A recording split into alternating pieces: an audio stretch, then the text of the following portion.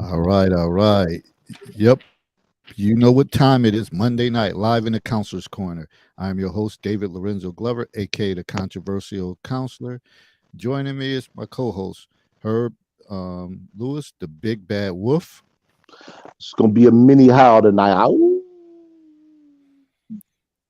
And we also have Miss Anita. If you can see her, she looks like she's balled up in a blanket in a fetal position. Um, and then we'll see what other panel members. You know, it's always a Showtime decision. But let's do a recap from this past Monday's broadcast. Do you have mommy issues? Well, the focus was based on manhood, pretty much manhood. We talked about different situations on, um, as young boys growing up and how it dictated you to be a man. And I'm not going to go too deep into that. If you want to check it out, go back. It's on YouTube. Check out the replay. Um, and I'm sure the subject could come back up again. But tonight, the focus will be tonight, December 5th. The focus will be holiday blues or not. We will look into discussing about people who don't have a lot of family or kids to spend the holidays with, and what do you do? Well, what if people don't want to be bothered during the holiday season? Uh, so let's we'll discuss that as well. And number two, why are you celibate, and is that working for you? So there you have it. Two relevant topics we will be covering. Make sure you tune in. Please like and share our video. Keep the subscriptions going. Push the 600. Let's go. And here we have it. So we got two interesting subject matters that we'll get into. But before that, we'll go ladies before gentlemen. Anita, what's good with you? What's new? I'm exhausted today. You're I in had a what? long day at school. I had an exam. I got a paper due on Friday. Had to go shopping to the Boulevard Mall, and now I'm exhausted. The Boulevard Mall. That's still open. Well, I I was think at barely. J.C. Penney. I was going to say, but they got like two stores in there. J.C. Penney and Macy's. Those are my jams. Oh, okay. hmm So I'm exhausted today. Okay. Herb, what's good with you? Man, uh, I had to get up on the roof today, man. Reassemble the plastic, man, just to keep the work that I completed from being destroyed, and that was a chore in and of itself, man. And I'm trying to figure out how the hell I started this goddamn project anyway. Now that I got this far into it, and I'm just like, I had to be insane to think about doing this by myself, but it is what it is. And I just want to offer up. Uh, I don't like to say condolences. I just want to offer up some peace to the brothers out there. Especially given the news with Alan Roger Curry's passing. The man was only 59. He leaves behind a wife and a 2 year old, and I need to get my health in order too. So I want to pass this on to the brothers. So get your health in order, man. Whatever it is you need to go get checked, go to get checked because we've had two major cogs, that occupy this manosphere. Even though Alan Roger Curry never really officially branded himself as part of the manosphere, he still put out what we consider to be red pill content, and he would definitely be missed. I know I purchased his books. I still have plans to purchase the remaining books of his collection. So, when I heard that news, I was like, I was in shock. I really was. There's not many things that get me to stop and ponder life, but death is always one of those things. So, my acknowledgments to that man.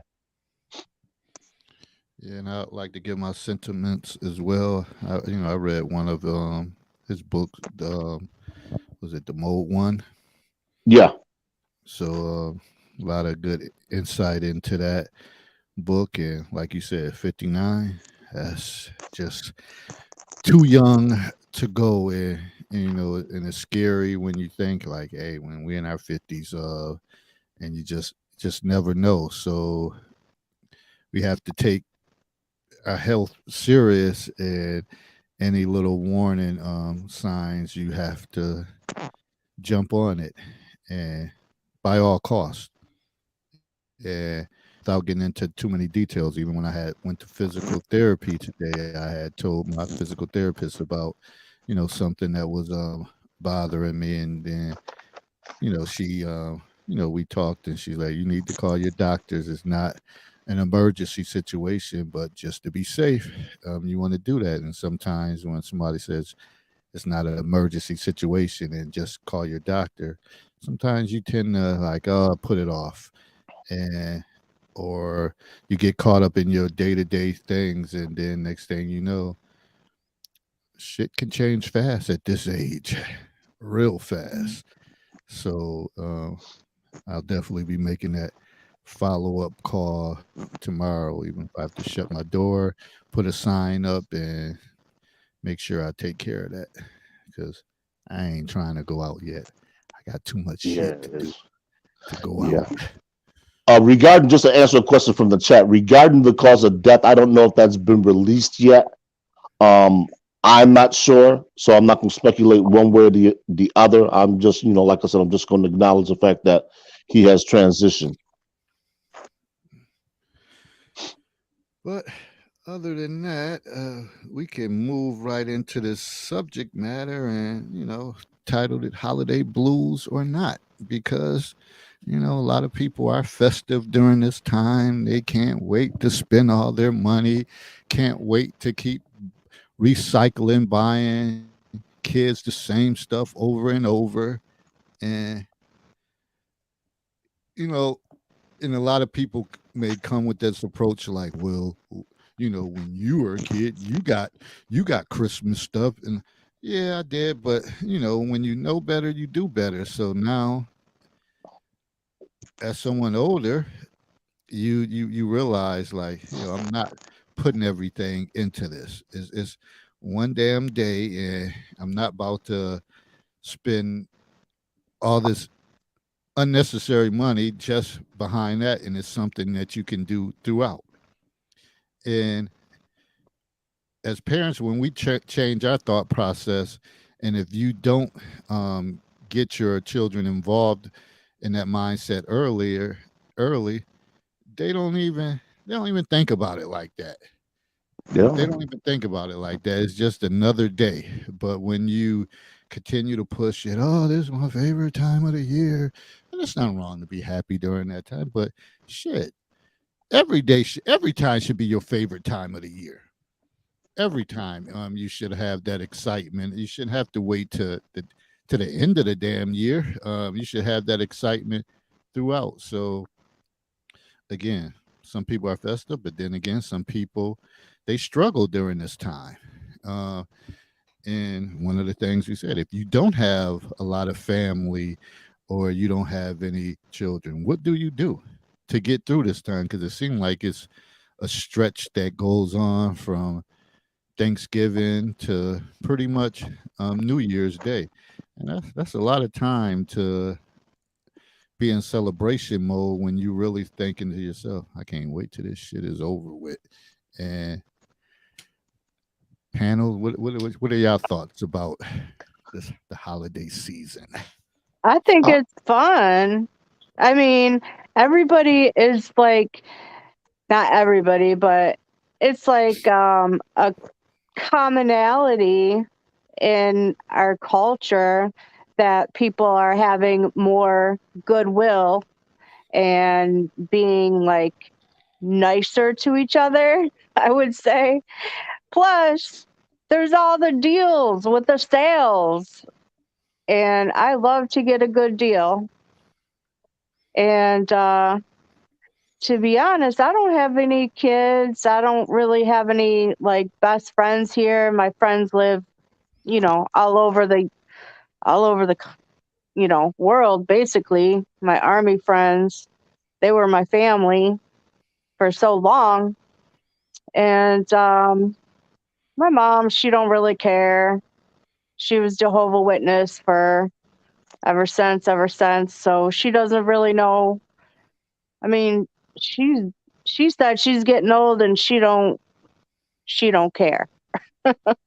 She said she's getting too old to cook. Her body hurts. Blah blah blah. So I didn't really have anybody to like share my excitement with, to share, like have fun with, because I'm a fun, humorous person. I like to pull pranks on like people's birthdays and Christmas and stuff. Like, I don't remember if I told you guys last year. I think it was last year. I wrapped up something for my sister because they came over like the day before Christmas Eve to spend, open presents over here. I gave my sister back her own property that she left at my house. Oh, gee. I thought it was hilarious because I'm sure she did too until she realized what it was. well, it was on my fire mantle for like 6 months. She had moved some stuff into my spare room while she was waiting to close on her house. It was like, those projectors, like you can get Roku on them. Well, it was one of them that she had bought for my nephew. So I put it back in the box. I told her for 6 months, hey, come over. It's on the fire mantle. She never came, got it. So I wrapped it up and gave it to her for Christmas. I thought it was hilarious. Like, I'm a prankster like that. And she called me an asshole and everything else, and she was mad. It's sort of like the elf on the shelf, which I still don't get, but that's just me. I hate the elf on the shelf and the pickle in the tree. I don't play those things, but I don't get it. Yeah, I don't get it either. That's too much. That elf on the shelf thing is too much work for me. But plus, I don't have any kids, so who's gonna find it, buddy? He's only gonna find it if there's a Scooby snack in it, huh, buddy? I don't have no Scooby snack, so he's moving away. But so this year, I was like, what are we doing for Christmas? I asked my sister, I asked my mom. They're like, I don't know. I said, well, damn. So I made plans with my ex-boyfriend and his mom for them to come over here and spend the night. And I'm cooking on Christmas Eve. And we're going to open one present Christmas Eve because that's my tradition. And then we're going to spend Christmas morning together as a family. Hold up. What? So, you said your ex-boyfriend? Yeah. So that's like my ex-boyfriend.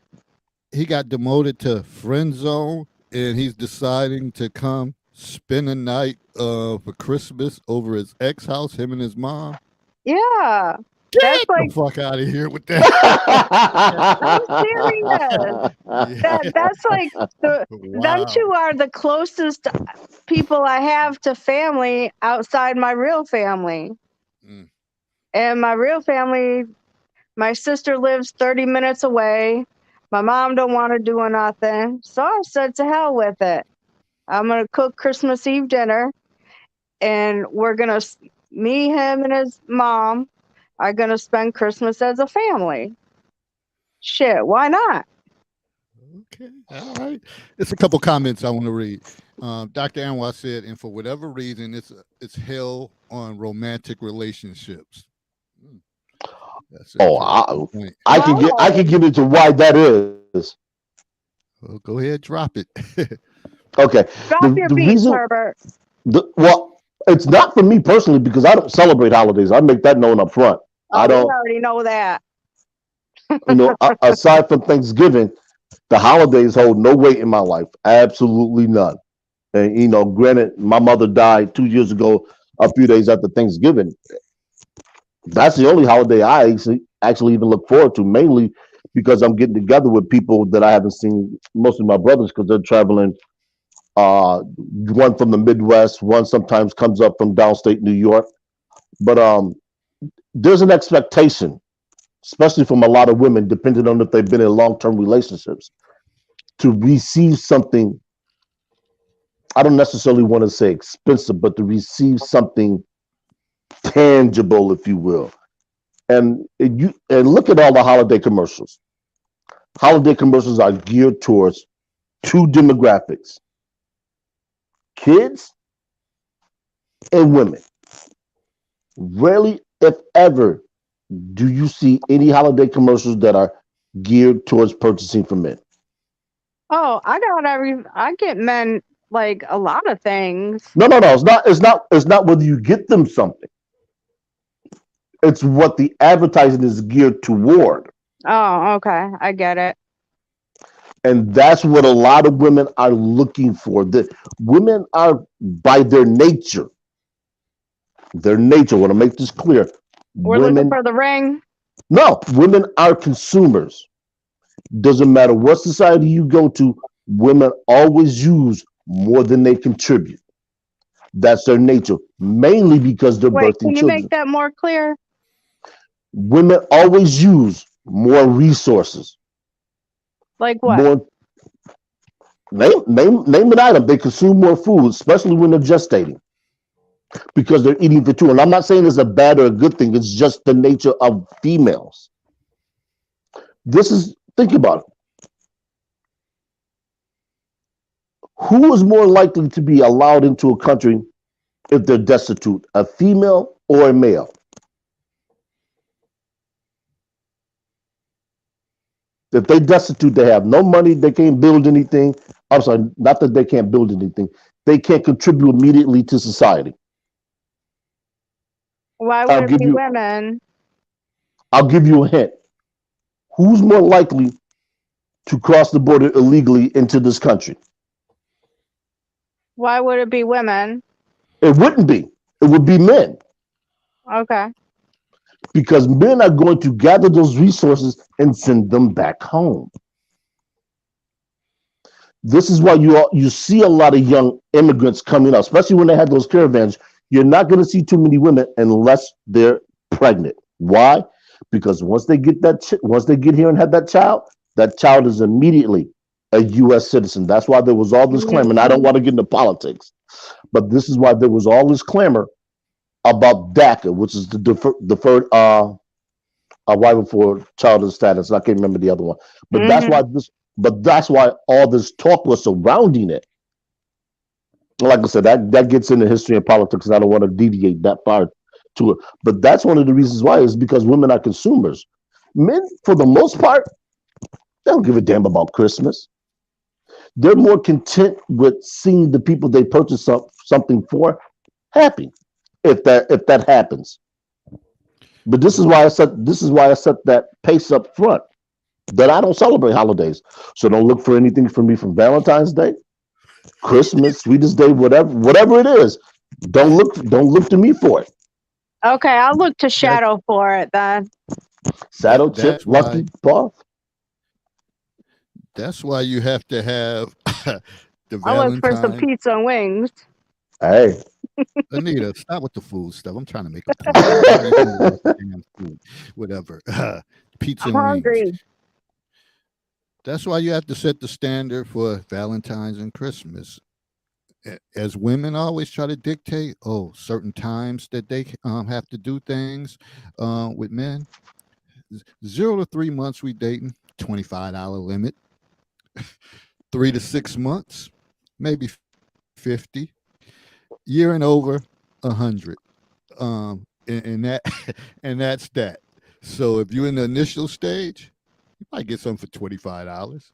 Gift card, gift card to Dunkin' Donuts or or Starbucks or something. And I don't know how much you can get with in this day and age with these prices, but sometimes you have to set limits and boundaries, and you have to give women what they give you. I always talk about greater than, less than, equal. It's about mathematics. So if you want to set a timetable, no man can come over my house until 6 months from now, or whatever the case is, and always trying to act like it's about safety issues, but some of it is not about safety issues because you grew up with this dude, or you known this person, and you know his family members and stuff like that.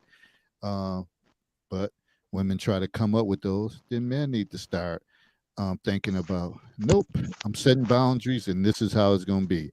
You don't want to deal with it, then move on. Somebody else will take it. That's my take on that. I think to add to that, I think fellas have to understand that no matter who you are,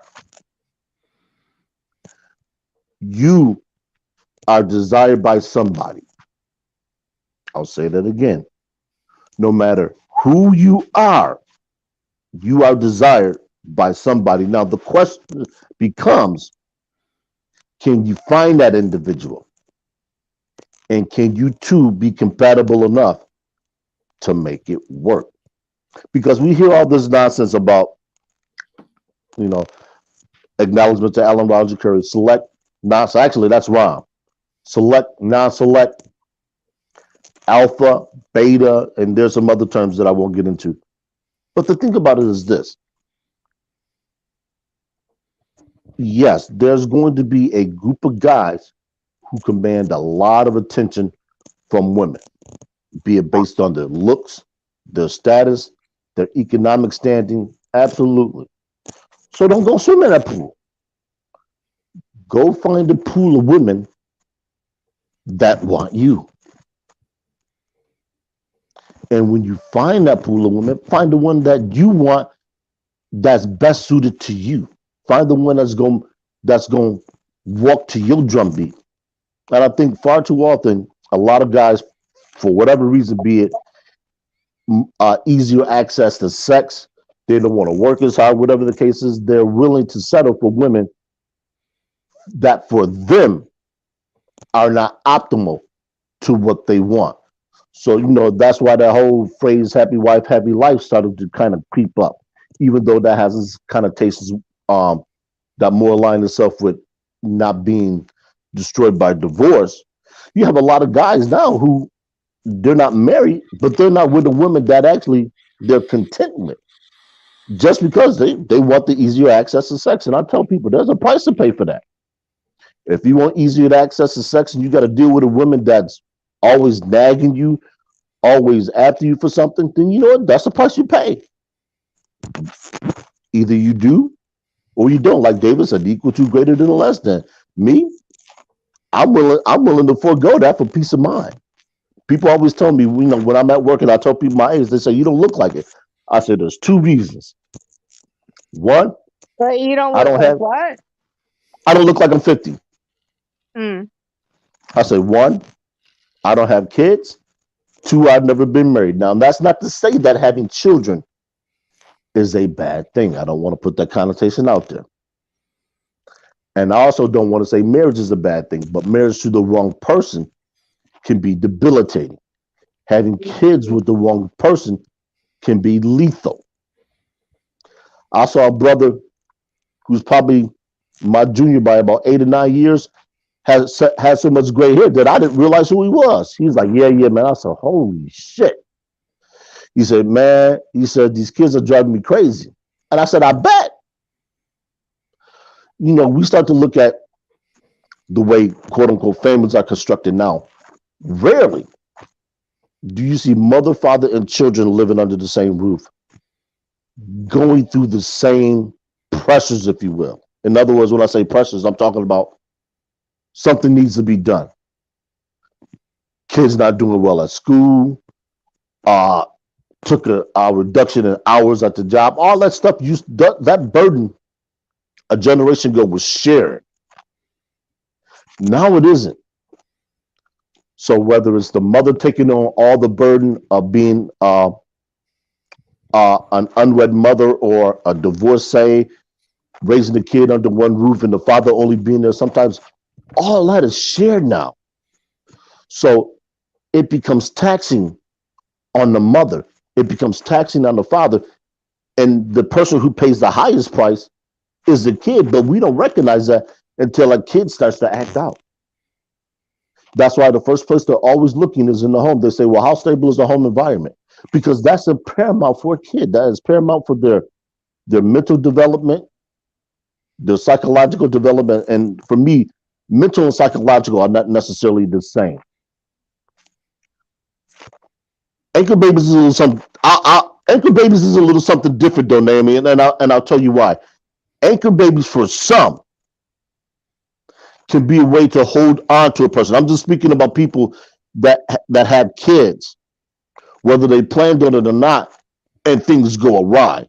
Usually, it's easier to deal with family issues if everybody is affected the same way.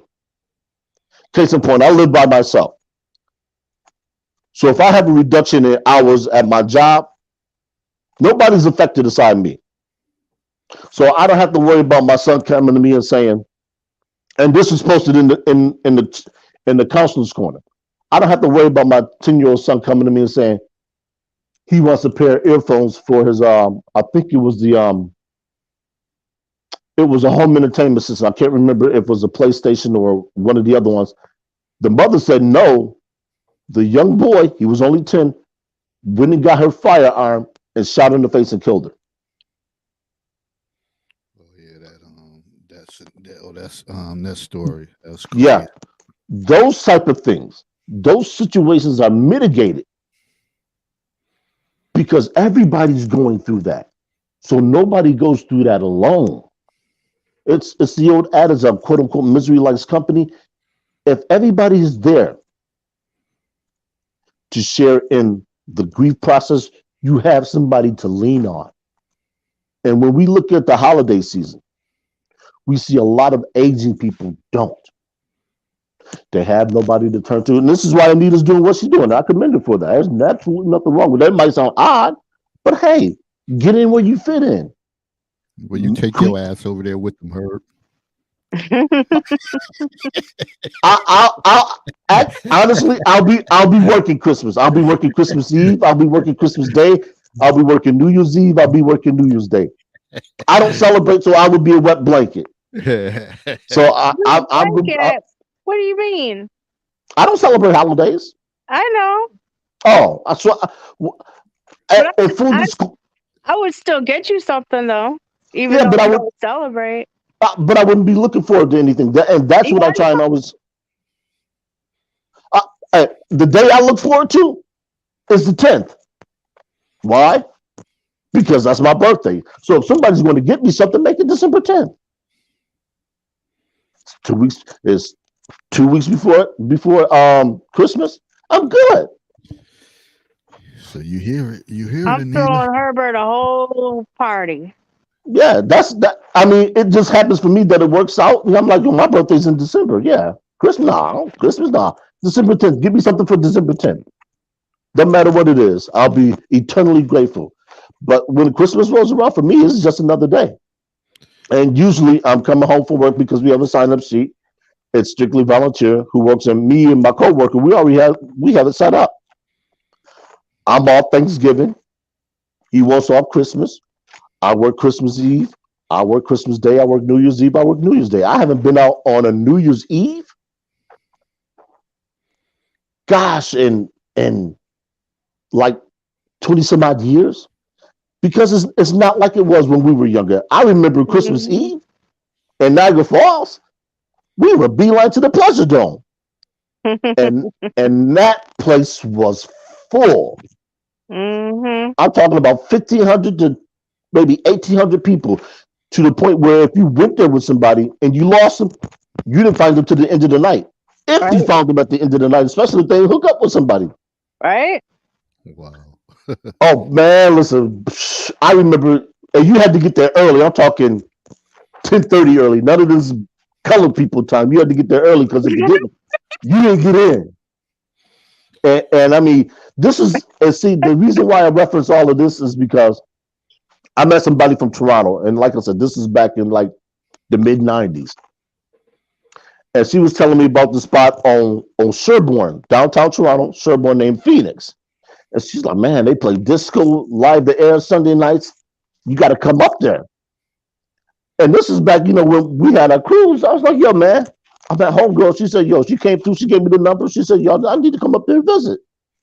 And man, when we got to the spot, man, they was rocking disco. We was like, yo, we home. We there. I mean, and I always tell, and I cannot stress this enough to people. If you don't have family and you don't celebrate, go places. I don't care if you're making it a scheduled thing or you just want to drive somewhere. Go. Get in your car, rent a car, fly somewhere, go, even if it's just for the weekend. Don't stay home and wallow in the misery because your home is always going to be there. Go somewhere, get out and Mhm. see the world. Just go do something. Create a list of places you want to go, whether it's a mini bucket list or places you just want to travel to. Go. Because I remember we used to go to down, and I reference Toronto so much because I go to Toronto so much. But uh, it used to be a club called Government down on Lakeshore, and Government was just an empty warehouse that they converted into a nightclub, and it had 3 different rooms. They would play calypso and salsa in one room, R&B in another, and merengue in another, and we would just circle Mhm. around that place. We had That's a how those blast, man. clubs is in Germany. Well, Mhm. and we bumped into a couple Raptors when we went down there. I remember seeing Walt Williams, Marcus Camby hanging out downtown, just chilling outside the cars. That's why I always tell people, go. You never know who you gonna meet, what kind of relationships you're gonna establish, what kind of rapport you're gonna have with people. And believe it or not, there are a lot more people who aren't celebrating holidays, especially Christmas. There's like just like David said at the top of the show. Why am I gonna spend all that money when I don't need to? I'm when this time of year rolls around, I'm always grateful to see another year.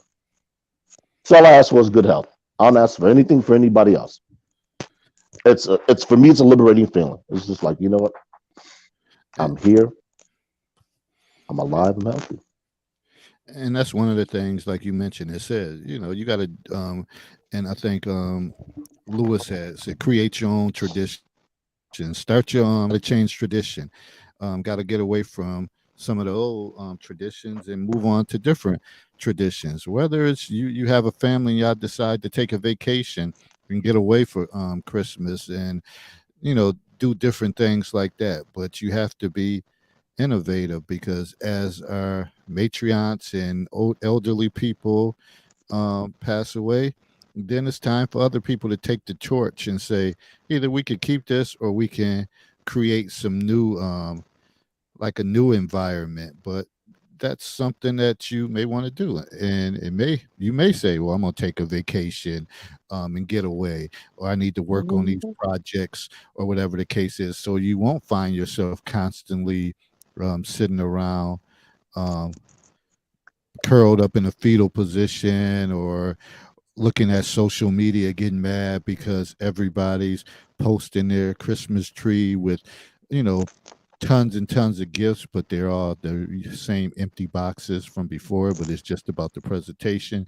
You know what I'm talking about, and things like that. But also, and I think I talked about this last week, some people don't need to celebrate it if you don't have the finances.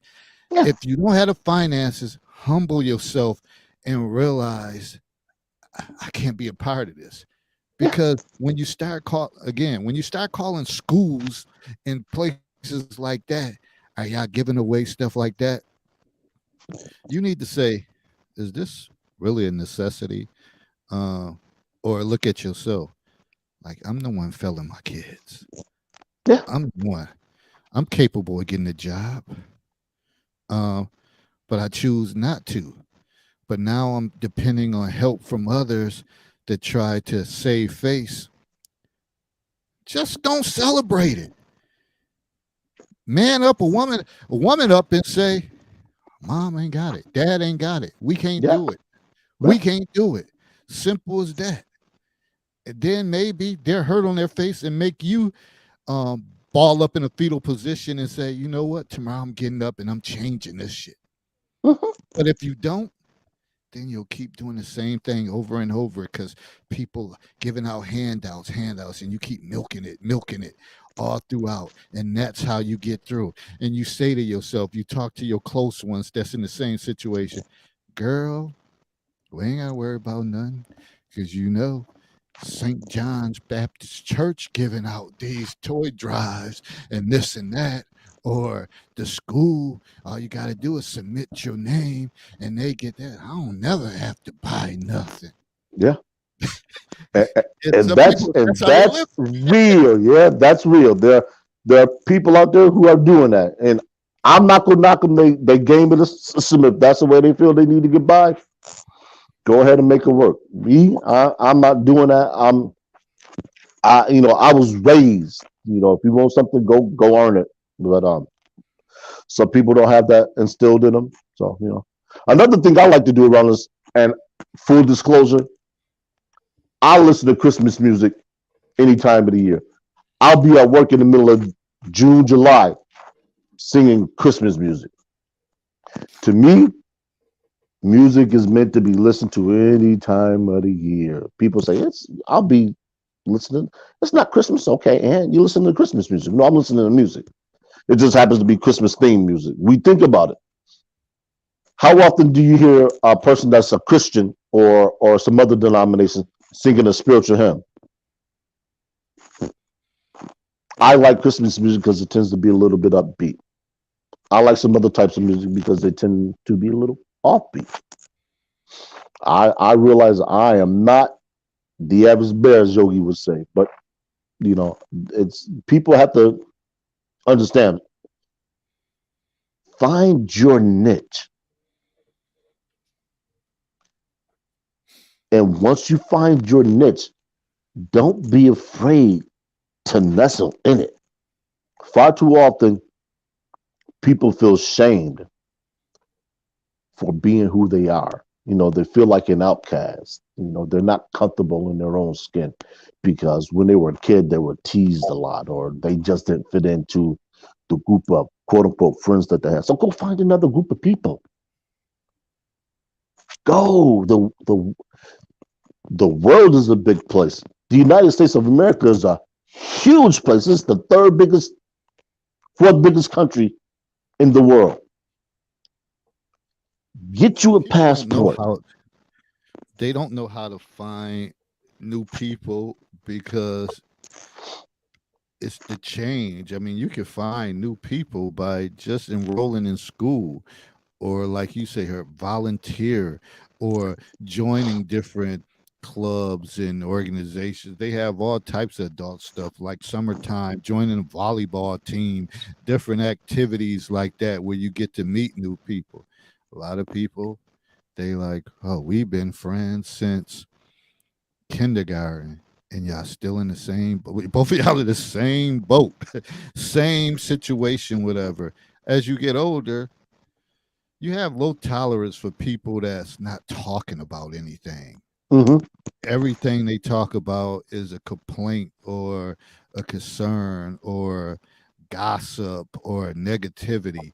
And sooner or later, you close your ears to that. Like, listen, I can't do this. I can't do this. And for me, one of my reasons for doing it, because this is what I hear all the day from kids. Yeah. So I damn sure don't want to hear adults talking about it, because kids sometimes they don't have control over certain situations. So you listen to them and you gain a different perspective, because some of it, their knowledge of it is, or their hindsight, you're like, yo, y'all funny as hell. Like the way they perceive things, but adults that keep perceiving stuff the same way, year after year after year, and don't make any changes. I can't deal with that conversation. I can't. I'll entertain it once in a blue moon, and that I got to be in a hellified mood to do that. But for the most part, I don't want to. If you ain't talking about nothing, we don't have nothing to talk about for real. You know what? Call it While y'all talking, whatever. I'm gonna compile a list of things and places that some I've done, some I still want to do.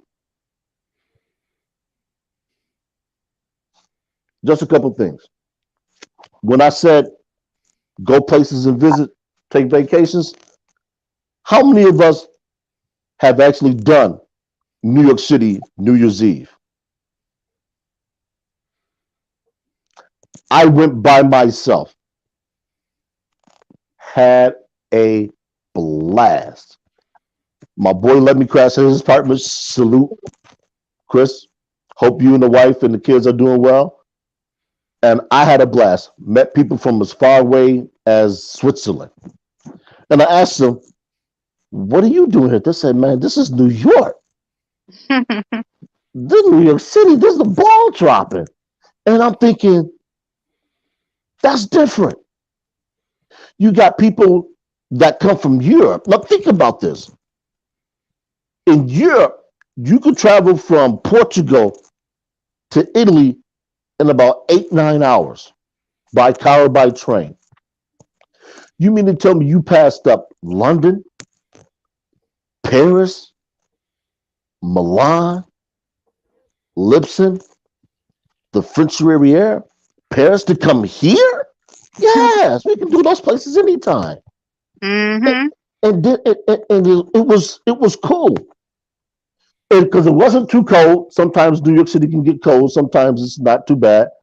The only thing I'll preface is if you're going to go to New York City for New Year's Eve, make sure you use the bathroom because if you're trying to get down to Central Park and you get out of the line, you can forget about it because the way to do it is the Canyon of Heroes. They have it blocked off with barricades, and they have mounted units out there. And seeing the police on mounted units is kind of cool. I always think it's kind of cool, and they line that place all the way down.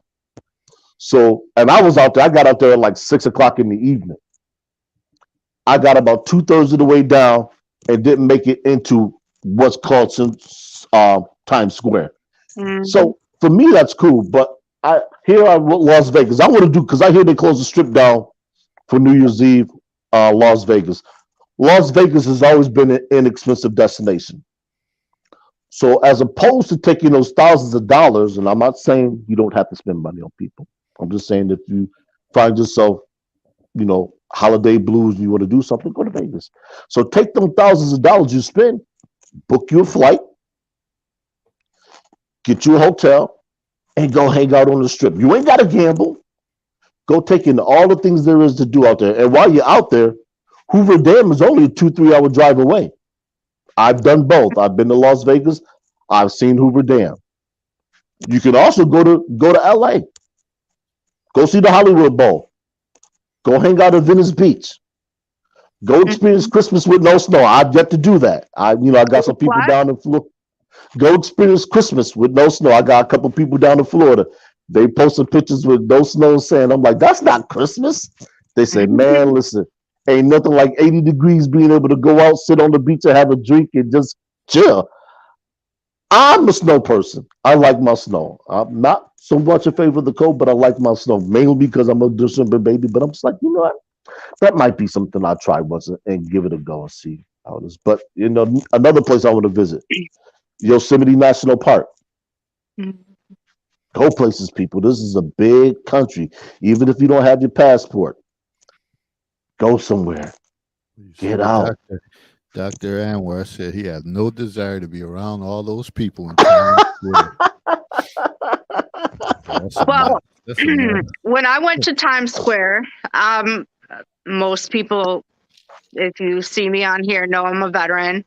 I'm also an alumni with Wounded Warrior Project. So we when I was with my ex in 2016. Is that the one staying the night over? No.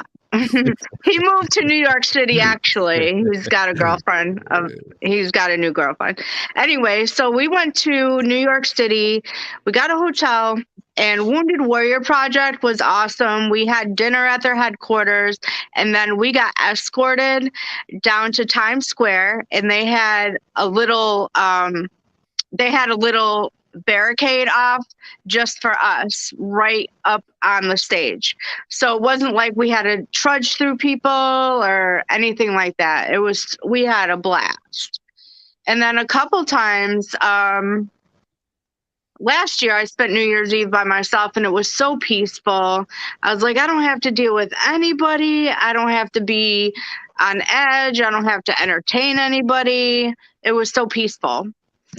I think the year before that, I spent New Year's Eve in Florida, and there's this place down on the beach. They had a fire, like a big bonfire on the beach for New Year's Eve. It was pretty cool. It was a lot of fun, actually. And I have family in Florida, so one of my cousins went with me. It was pretty fun. So up and coming, whenever I get my passport back from renewal, I'm planning to go to Singapore. And I don't know where else. I haven't decided yet. But Singapore is on the radar. Okay. So, they're throwing out a lot of ideas and places. Me, I'm one I try to I just like to keep it I just like to keep it simple. And if the opportunity is to be around family, that's what I choose to do. I never, even though when I was younger, we would head out on New Year's Eve, but we always started out with like what we used to call little sessions, just a group of us, whatever, together, friends, drinks, music, and then if we decide to step out, then we would. But during these times, it's just unsafe, like in Yeah. certain environments. So the safest place is always with loved ones or people that you're safe with. The problem becomes when people invite random people over and they kind of infiltrate the situation, and then because when you're around certain people, you kind of know, you kind of observe, you kind of know them, like, okay, they didn't hit this point, or they get nice, or they're such and such, so you know how to react to them.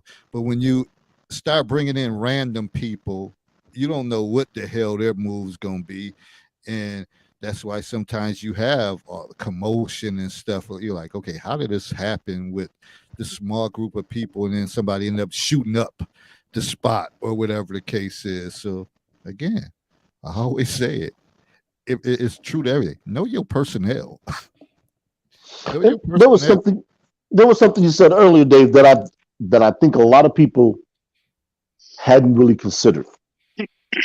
When you said create your own or create new traditions. For a lot of people, especially around New Year's, they get together with family and friends. I would encourage people to do that. Not only do that, break out some of your old board games, Mm. Life, Monopoly, Connect Four, have tournaments. I know our people like to play spades. Y'all can have some mini spades tournaments. Some of y'all like to play dominoes or bones, as they like to call it. Do all of that stuff. Find out other people in your area, even if you have to use social media, and find out who else doesn't celebrate Christmas. I'm looking to put together this, and this with five or six other people. Y'all can have it at a location where you might be able to rent it out, or if you trust each other enough, have it at one of the homes. There are so many different things that can be done for people. The only question is who's going to take the initiative to do it. I mean, just like with the North Ave reunion, that was the initiative y'all took to do it, and look how many people would come there just off an ideal and a concept. People, you never know how much something is desired by other people until it's put out there. It, and the truth of the matter is, if it's people that's valuable to you, and as you get older, and you're still capable of doing it, you better do it. Yeah. You better do it. It's a push to do it because, again, we know it's not promised, and we're for whatever reason, or it's a lot of reasons, but people are kicking the bucket. They're not around like that. And again, like you just said, was it Alan Roger Curry, whatever, Yeah. was Roger the 59? Like it's mortality and stuff like that gets scary after a certain point. So if it's Yeah. an opportunity to spend with people, or you have a chance to spend with people that you genuinely enjoy their company, you have a good time, there's no strife or anything like that, then if it's in your power, make it happen. Because if not, you know what the deal is. You'll be attending their funeral and all of that stuff. And like, oh, I had the opportunity to do this, and I was thinking about doing this. I was thinking about doing this, and now you got regrets. And then you So, croak. Mhm. what you say? And then you croak. Yeah. So it's the time is now. The time is now. As I always just say, it's now or never to try to make things happen. If you can't do it, you can't do it. That's understandable. But if you can, try to make it happen. That's all.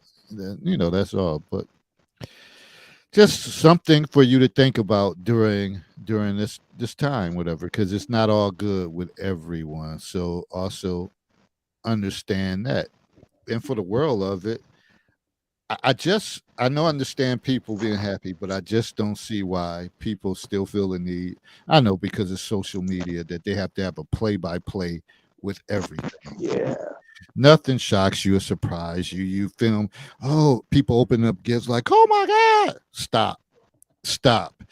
It's nothing someone got you that just just had you so shocked or surprised. Stop the theatrics, people. Yes, Seriously. there is. You know Stop. what? I feel it's my Facebook and I'll do what I want. If you don't want to You look do at what it, you don't look want. at You it. do it. And I won't. You know I won't. It sounds like the song. It's my party, and I could do what I want to. My Facebook page is boring anyway. I don't And you post know, and you nothing. know what the funny thing about that is, for the last month, my Facebook has been on restriction because I've been banned a couple times. Because The you're a funny bad thing, boy. I posted a couple jokes that whoever's the arbiter is of fairness took offense to it. And you know what the funny thing about it is? I so infrequently post on Facebook that I didn't even realize it. I'm like, okay, my account's restricted and my posts are going to appear further down to my friends list. I'm like, hell, nobody gonna miss anything that I post because I don't post anyway. I'm actually in that. I'm actually in that restriction mode right now. That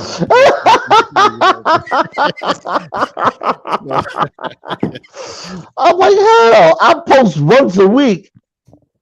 I'm like, hell, you're not gonna miss anything. But full disclosure, I will not be on Facebook this weekend because, outside of last year, because I turned 50, I usually deactivate my Facebook profile the day before my birthday, so I won't be on Friday, Saturday. I might come back late Sunday. So anybody looking to wish me happy birthday better be premature with it because I'll be MIA. But I will be on TikTok, and if you can locate me on TikTok, more power to you. You won't find me under my name. I'm under an alias. Pseudonym. The alias is the alias for a reason. I go incognito So do you on work other on stuff. your birthday? Say it If again. family minds want to know, do you work on your birthday? Absolutely. Money, money, money, money, money. well, you gotta drop. You gotta drop your alias to me because I don't think I'm connected with you on You TikTok. are. You on there? Oh, am I? I Yeah. Yeah. I have to look it up. Yeah. Dr. Dunbar, I got you. I'm following you on TikTok, Dr. Dunbar. I will say this. Look for the shadow, and you'll find me. Those of you who know, and those of you who don't, oh well. All right, that's we're gonna move on to the second segment, and that's you know also during this time or probably before that time, people say they're celibate, and I just want to know if it's if it's working for you. And I got a lot of interesting feedback from TikTok when I posted Mhm. about uh, that. And you know, is it working for you? Why are you celibate? Is it working for you? Uh, and I know, I mean, I don't know what most people's status is. It's not like people wear signs say I'm celibate, but unless you come on and try to make a move with someone, they may say, "Oh, I don't engage in this or that."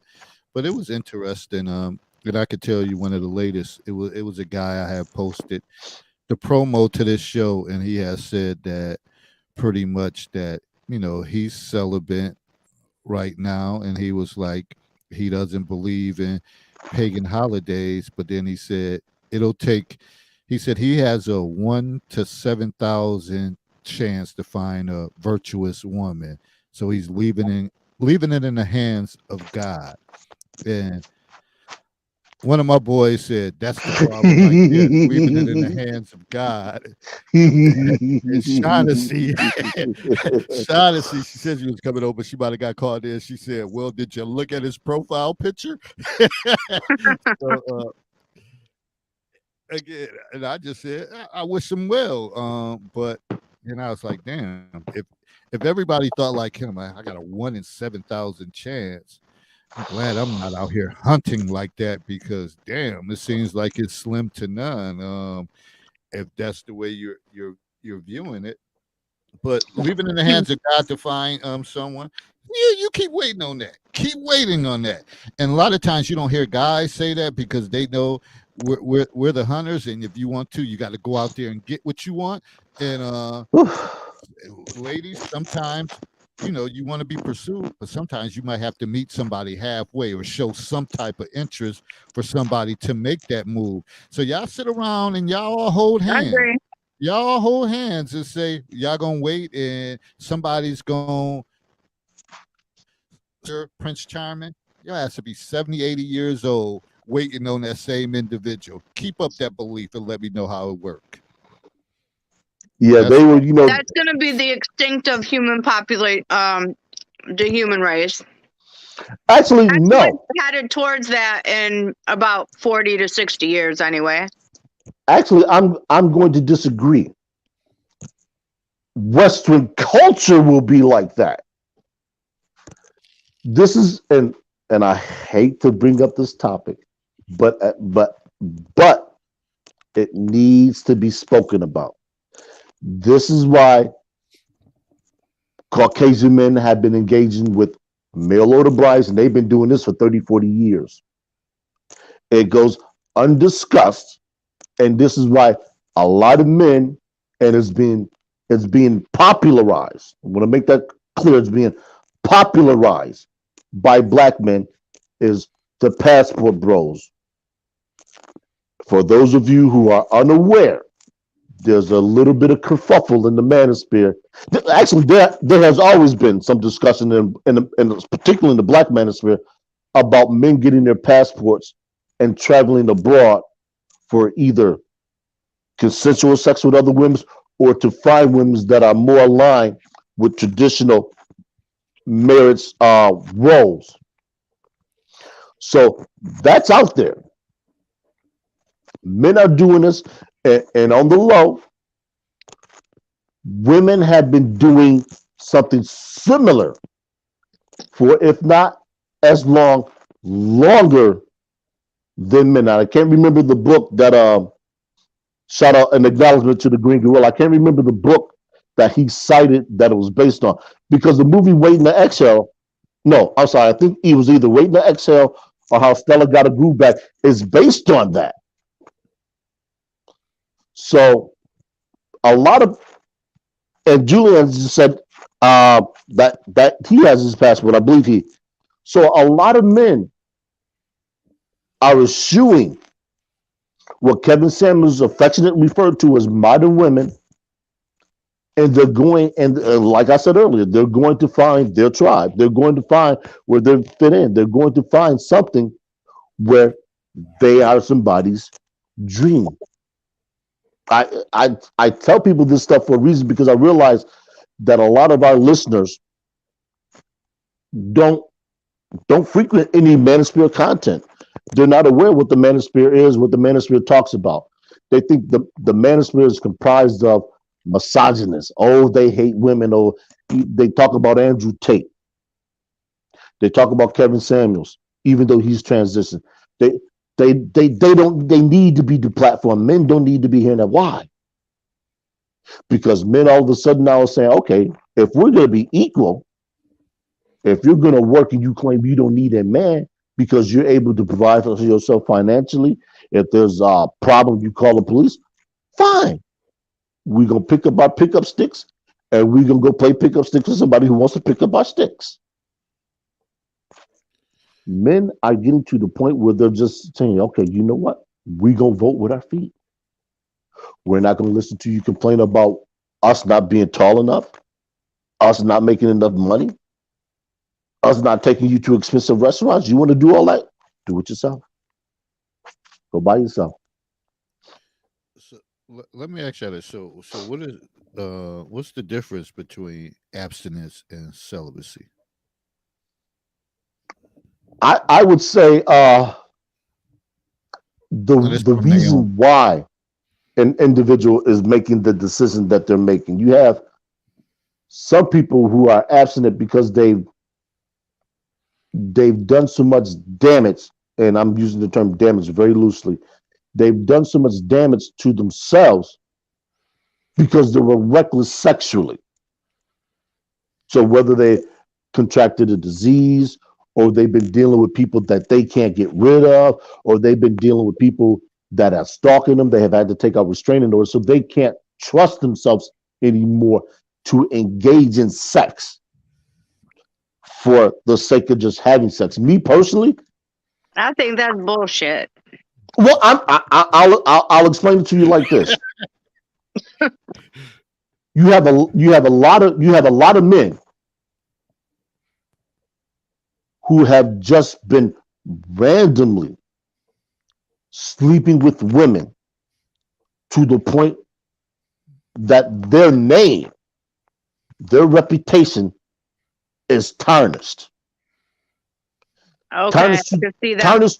tarnished to the point where they can't pay for sex. So they're celibate, but it ain't voluntary. Mm-hmm. So until they get their shit together, they ain't gonna see no parts of a vulva. They ain't gonna see no breast. They ain't gonna see anything. And believe it or not, a lot of these men are Gen X men. They're stuck there, and they can't do anything about it. So they're celibate. Now, would they rather be out swinging? Possibly. Me personally, I'm at the point now where I'm just like, you know what? Sex don't run me like that. Do I want it? Sure. Am I gonna break my neck for it? Hell no. Nope. If I don't find something that's aligned with what I want, how I want it, I'm like Fireside. She keep passing me by, and I'm okay with it. So I love that song. So Herb, you don't have no little jump off. No. But see, I'm different than the average cat because for me to have somebody on the side that I might even engage in casual sex with, they got to meet the criteria, and that's Do they have to go through the 100 Here we go questions? again. Do they have to go through the 100 questions, or is it just 50 questions for a side piece? They have to go through a modified version of the 100 questions. Bio on the Counselor's Corner page. Okay, just write a bio. Well, no, they have to go through a modified version of the 100 questions. They don't get the 100 questions that DQ you. They get the 100 questions that make sure you can walk through the door. Okay. And yeah, there is, and I'll put this out there full disclosure because Hold on, give us two. Give us two questions. He wants to put it out there, but he don't want to put it out there. I've already put it out there on this platform. Come on with it. Be real with yourself. Be real with us. But I've already put it out there on this platform. I am never scared to unleash mine. You talking about manosphere and this, that, the other bullshit? Come on. The first thing I ask is, give us some criteria. the first thing I ask is he capable of conceiving? Well, we already know that. Okay, We already know that's one of the criteria. Okay, so You if made that's that one of clear the, a long time ago. but if that's one of the criteria, though, how am I hiding if you've already known that? I know that. And anybody that's listened to the show knows that. Okay, well, that means a different criteria we want to hear, not something we already know. Does he have minor children? We already know that too. Oh, okay, then. We don't know, Herbert. As the NBC slogan went, if it ain't new to you, it's new to somebody else. That is my question. That wasn't her. That wasn't my point. Dave asked for two, did he not? So I'm asking for two different ones and that nobody knows. Yeah, and that's why nobody knows. Listen, hold on. So if she's a jump off, whatever, does it really matter if she has young kids or not? Yes. Oh, absolutely. Did you ever see the condom package that reads, "I will not be your father"? Experience has taught me an awful lot about the chicanery of women. The what? My life has taught me a lot about the chicanery. What's that mean? Chicanery means trickery. Okay. Can you go more in detail? In other words, what do you think I talk about how to engage in dialogue with people so you can get the information that you want without them realizing why you're asking? The 100 questions that, and I really do have to get this pamphlet out there. The 100 questions that I'm composing are for very particular reasons. So people give you information that they're not aware of what you're going to do with it. Are you posting that on the Manosphere? No, I haven't posted that yet. There. You know, Herb, if you put that into a book, whatever, you might have some people that's intrigued. Oh, I'm sure. That's why I got to get my ass moving on it. I just, my whole thing, and this goes back to the first point we were talking about. Daylight savings time always messes me up. I am never the same for about a week, maybe 2 weeks afterwards. And then you couple with the fact that I'm not getting as much sunlight, so I tend to be a little lethargic. So I don't do a whole lot in the wintertime. I just eat and sleep. I'm just at that point where I'm just like, you know what? I'm tired. I just want to rest. I just want to watch sports. I don't really want to be bothered with anything and anyone unless I need to. So, like when I got up on the roof today, on my garage roof to put the paper back down because the wind had wrecked it, and then put the plastic back over it, I'm just like, yo, I'm too old for this. I don't need to be up here doing this, but it's got to get done. So, but this is why I tend not to take a lot of people with me, and I don't bring people into the flow who's going to want to do things. Now, that's not to say I won't do things.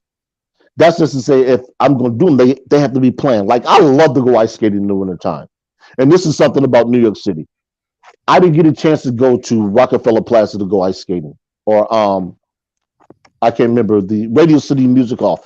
I didn't get a chance to go ice skating because those two places were full. So I went to Baines Park, had a blast. Now, ice skating, I'll get up off my ass and go ice skate. I know downtown Buffalo Harborfront, they have an ice skating rink. I haven't been on ice skates in 3 years. I'm due to get a new pair, but that's something I like to do. So for people who are looking for something quote unquote fun to try, go ice skate. Go learn to ice skate. Her so we can go ice skating. Hey, I'm telling you, I always have a fun ice skating. It's something that couples can do. You're looking for something. People are always looking for something to do with somebody they just started dating that they haven't done with anybody else. Mm-hmm. I guarantee you the vast majority of people that will hear this and listen to this have never been ice skating with a significant other. If you're looking, 1888, call Herbert. Yeah, I ain't never been ice skating. Have no desire because I know but I'll be that's my point. therapy and all types of shit after that. But if you're looking to do something that you haven't done with anybody else you've been intimate with or dated, ice skating is it. Yeah, that's big fun together. You'll laugh, you have a good time, whatever. You're gonna fall. At this point, even roller skating, because Yes. when you get older, shit, I never could stop on skates when I was younger. So to think about putting those skates right now, woo. I had those old metal skates that you hook to your sneakers. Oh jeez. Oh, Man, listen, there's so many things. I mean, them like training wheels. Them like training wheels on a bike. I didn't have my first bike until I was like 10, and it was a used bike, banana seat, rainbow sparkle colored banana seat bike. and them hard seats, boy. I no matter where I go, if I'm on a pair of ice skates, I'm always free. I've been blessed to, like I said, I've ice skated in New York. I've ice skated in Toronto. Matter of fact, 4 years ago,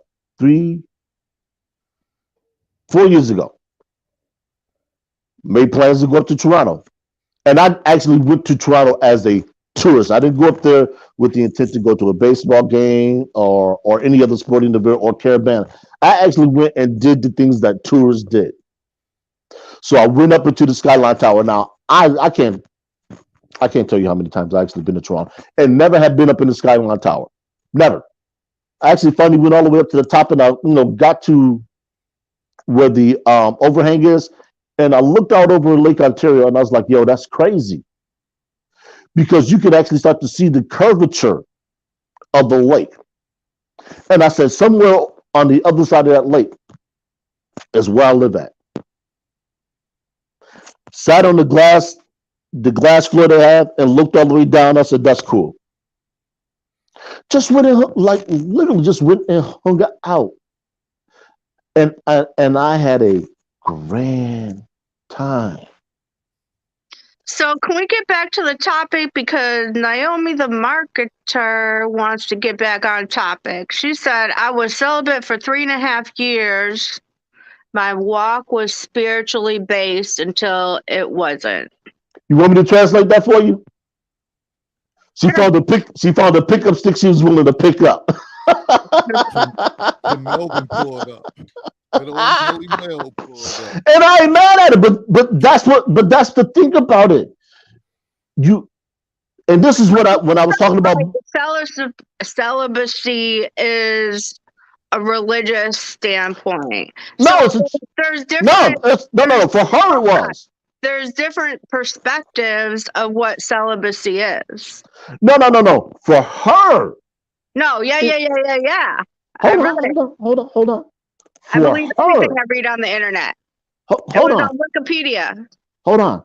For her, the choice to be celibate was based on what she could not find. That's what she's telling. That's what she said. It was spiritually based. Yes. So that's a part of it. So it doesn't always have to be.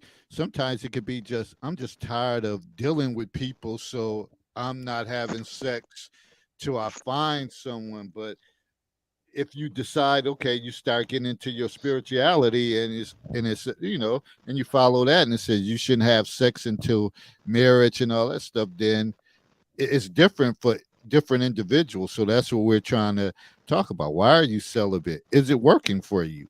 Because some people. Why wouldn't it be working? There's pros and cons to it also. No, that was a serious question. Like, I'm curious what are some reasons why it wouldn't be working?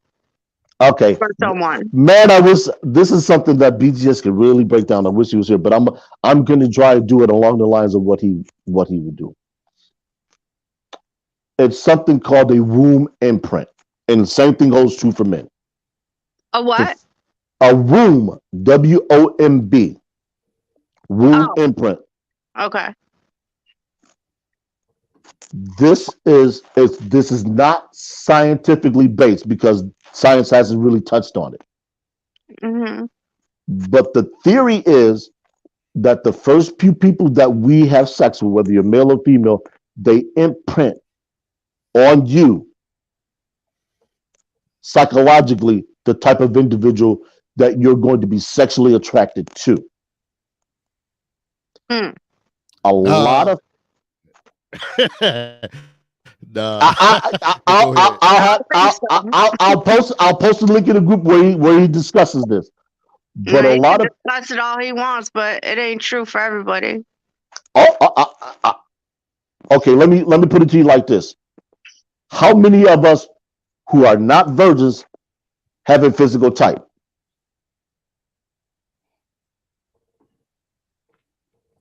I do. I like them all.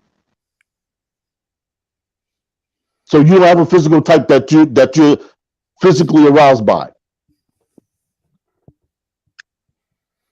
I mean, they have to be attractive. Well, let me Hold on. hold on. I'm not setting the parameters. I'm letting you set the parameters. Hold on. Okay. From my perspective, okay, I've dated some guys that were not so attractive. And my friends were like, Anita, you're so cute and you're so, like, you have a good personality. Why are you with that guy? And I'm like, he treats me good. Mm-hmm. And it's not always about looks. He makes me laugh. He treats me good. Mm-hmm. And that makes me more attracted to them. Okay, now let me ask you this question. Now, I don't like guys that are below 5'6". So you have a type that you're physically attracted to? Lengthwise and height-wise. That's why I'm not setting the parameters. I let you set the parameters. That's my parameters. Huh? That's my parameters, but that's what I'm saying. Hold on. My point is that this is why I'm disputing, because the first few guys that I was intimate with did not set the tone for the rest of the guys that I was intimate with. Okay, but not everybody's able to break that. Why do you think you have a lot of people that seem to date the same type of person? And they always complain about it. They're not culturally diverse enough to explore. Mm-hmm. Think about it. That's the answer. That's one of the answers. Correct. It's one of the answers. You ever hear the term soul ties? No. Look that up. I'm not going to tell you anything about it. I just want you to look it up. And for anybody else that's never heard of it, SOULTIES, look that up. Okay. Well, why are you going to bring it up if we got homework? Would just tell us, Herbert. Because I don't want people to disagree with something that they don't know about. Well, tell us what you know about. It's not about what I know. I'm telling you now about the womb imprint, and you're disagreeing. You don't know what the womb imprint is. I'm telling you it's not always true. I'm not saying it's always true. I'm saying it sets a template for what people find attractive, what people are drawn to physically. Some people are able to break that, and a lot of people aren't. This is why a lot of people become celibate until they can figure out a way to get away from what they've always selected. Because if all you date is people in Niagara Falls, that's all you know. If you don't travel outside Buffalo and Niagara Falls, you don't know any better. But who's speaking of Western New York? I am. Why? Why? Because that limits your opportunity to broaden your horizons about what kind of people are out there for men and women. But you have to keep in mind that is it the same for men? Do you think it's the see, same for men? see, this is how I I know said, people are. do you, This in is your opinion, Herbert, do you think it's the same for men? this is how I know people don't listen. I'm asking you a question. In That your question has opinion, already been answered. well, tell me again.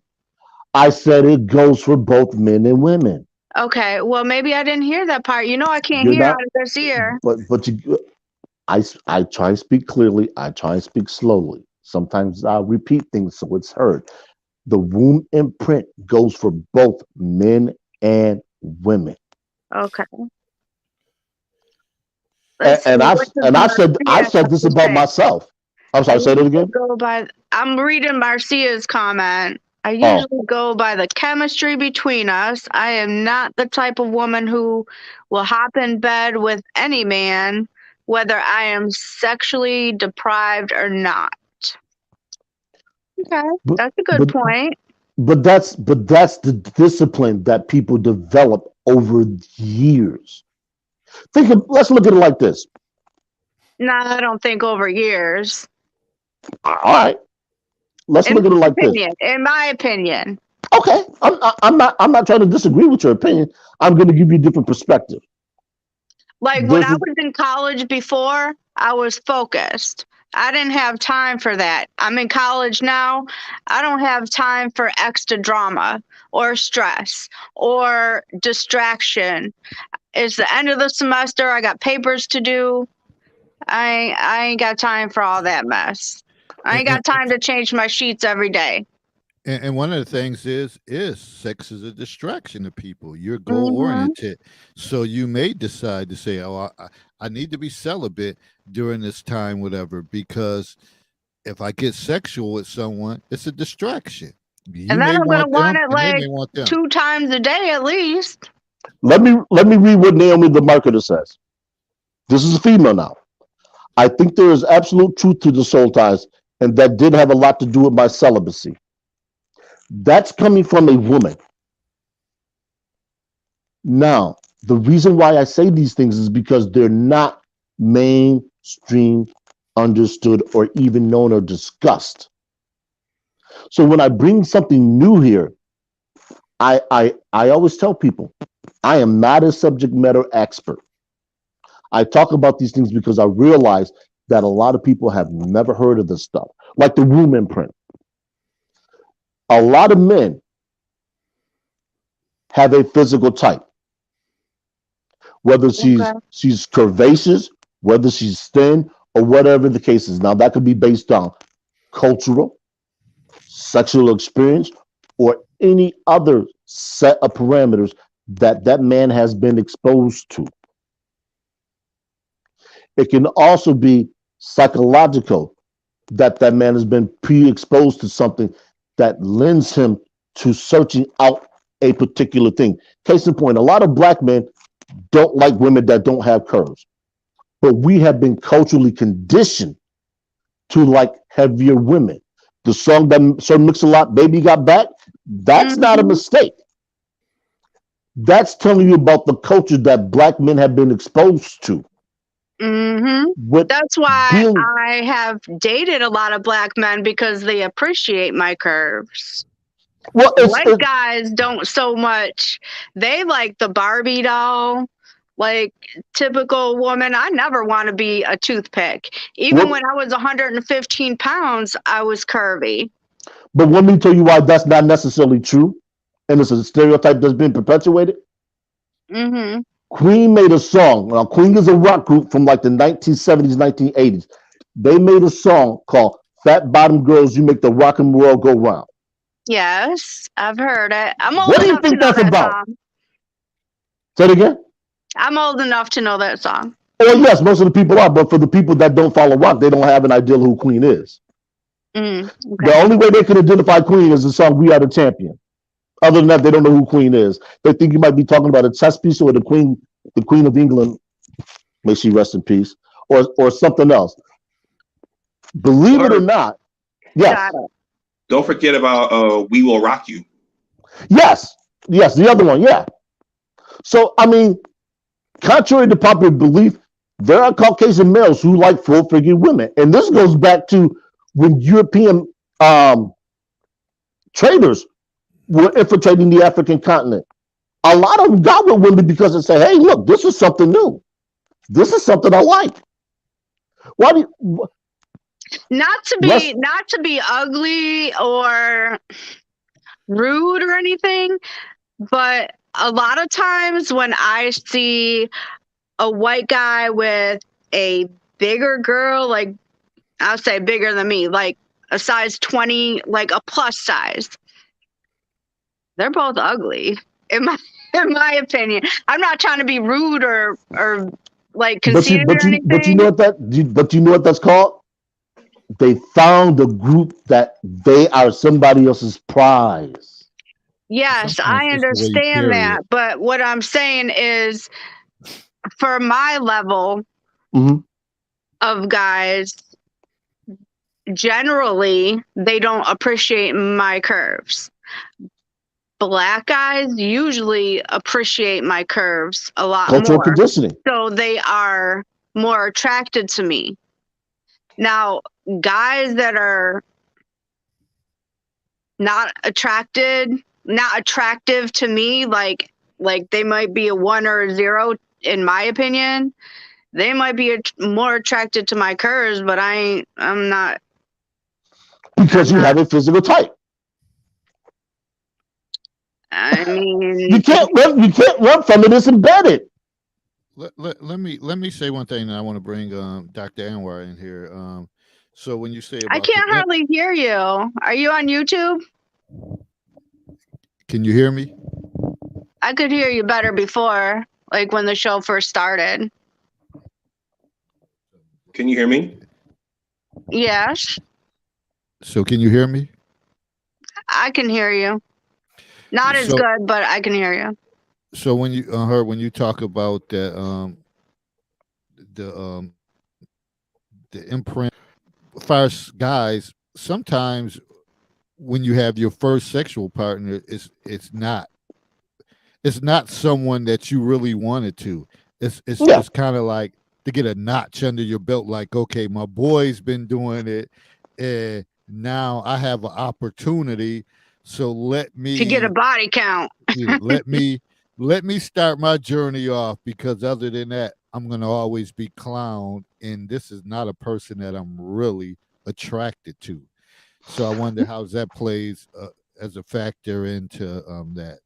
Well, it's not one. It's more than one. It's usually like the first 3, maybe 4.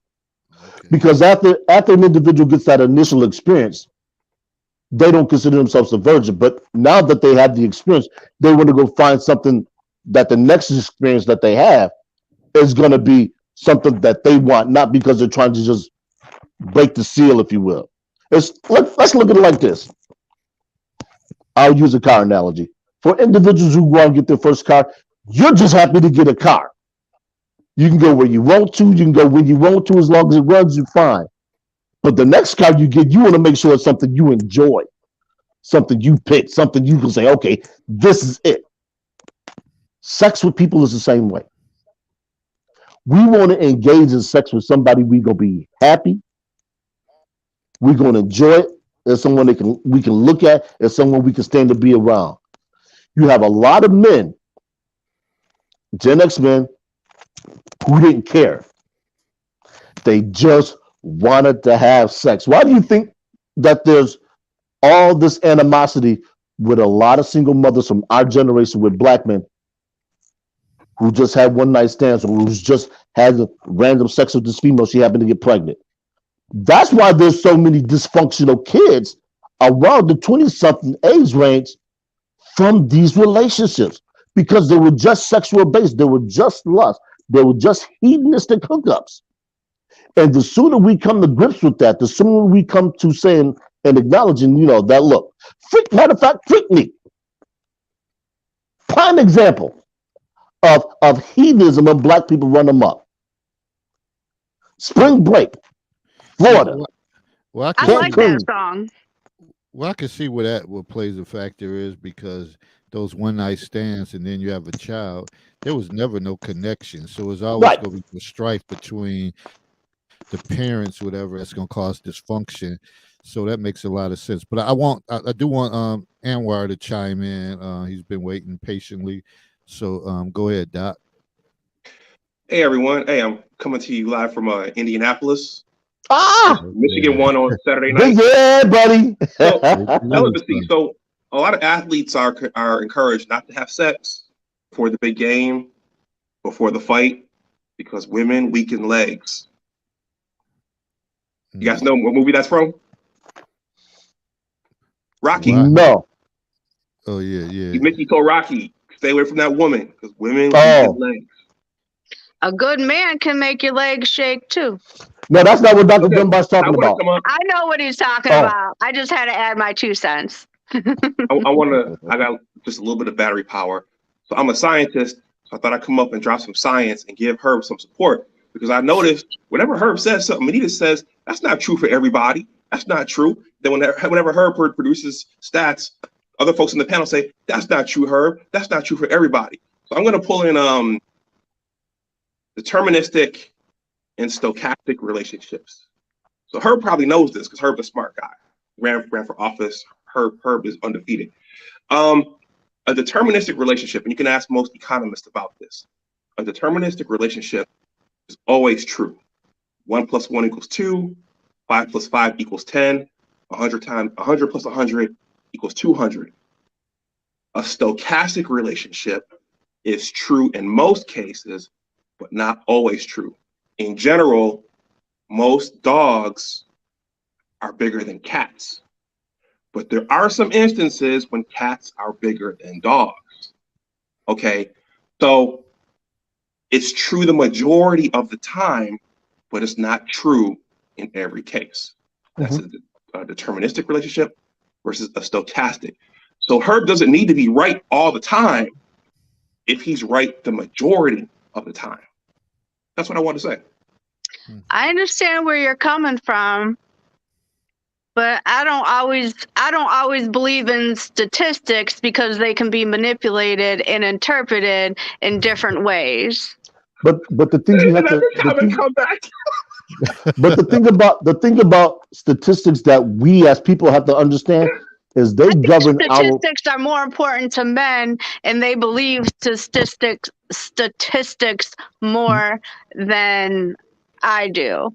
But Okay, I'm in human services and psychology, so a lot of times go ahead. I'm sorry. The general point I was trying to make, that I'm going to drop off because I only got 20% left, is that a lot of times when Herb says something, I'm not saying any names, but folks try to come and poke holes in it and say, that's not true. That's not true for everybody. Well, no, it's not.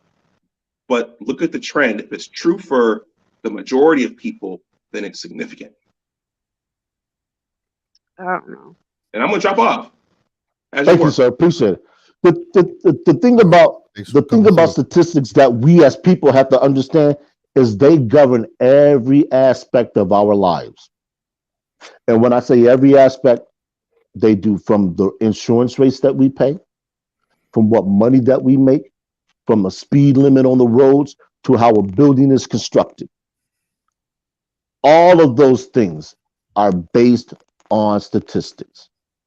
The treatments that you undergo when you go to a hospital, all of those are based on statistics. The tests that they run, all of those are based on statistics.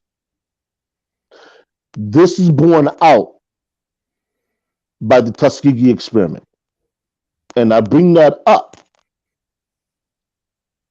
because they wanted to see how syphilis affected Black men, knowing that anatomically wise, we are all the same. The movie Miss Evers Boys lays that out.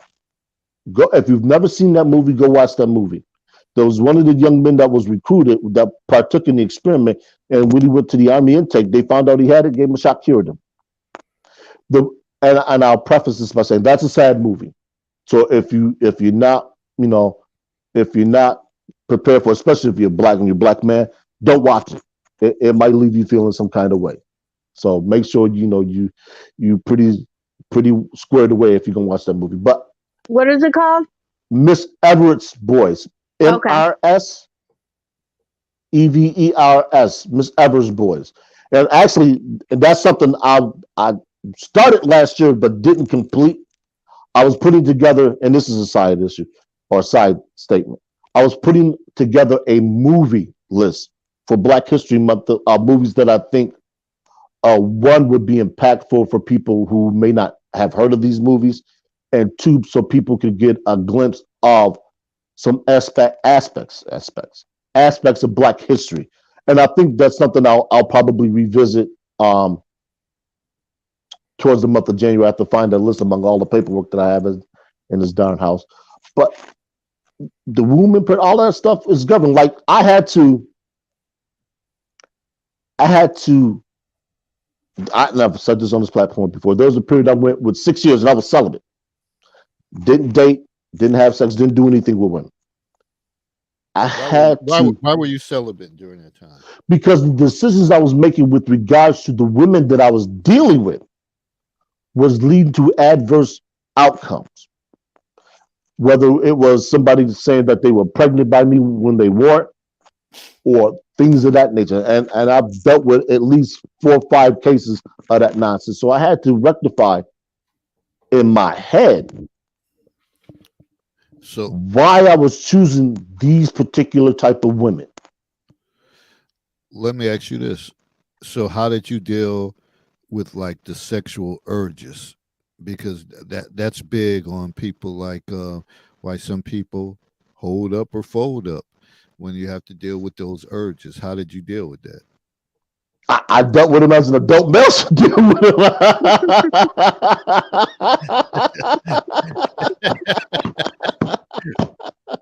I mean, did you get the flex?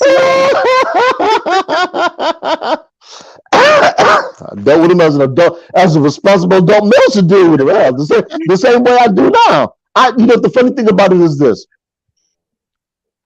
From the time that I was, I'll say about 22, 23, to the time that I was 30. That decade was probably the period of the height of my sexuality. I have been with more women in that decade than I have outside of that decade. The last almost 20 years of my life, I haven't been with many women. Don't care. Sex doesn't run me like that anymore. Do I desire? Yes. But I'm willing to forego it for the sake of peace of mind. And like I've said before on this podcast, I had that issue at 30 with the false pregnancy claim. And it was at that particular moment that I had to decide why I was dealing with the particular women that I was dealing with. One, definitely was physical. 2, was I had to learn to put away that cape. And that cape that I'm referring to is the Captain Sable cape. Because I was looking for people I needed to help like I was helping my mother. Once I disabused myself of that particular thing, then I started to build on top of that. I started to add the no single mothers.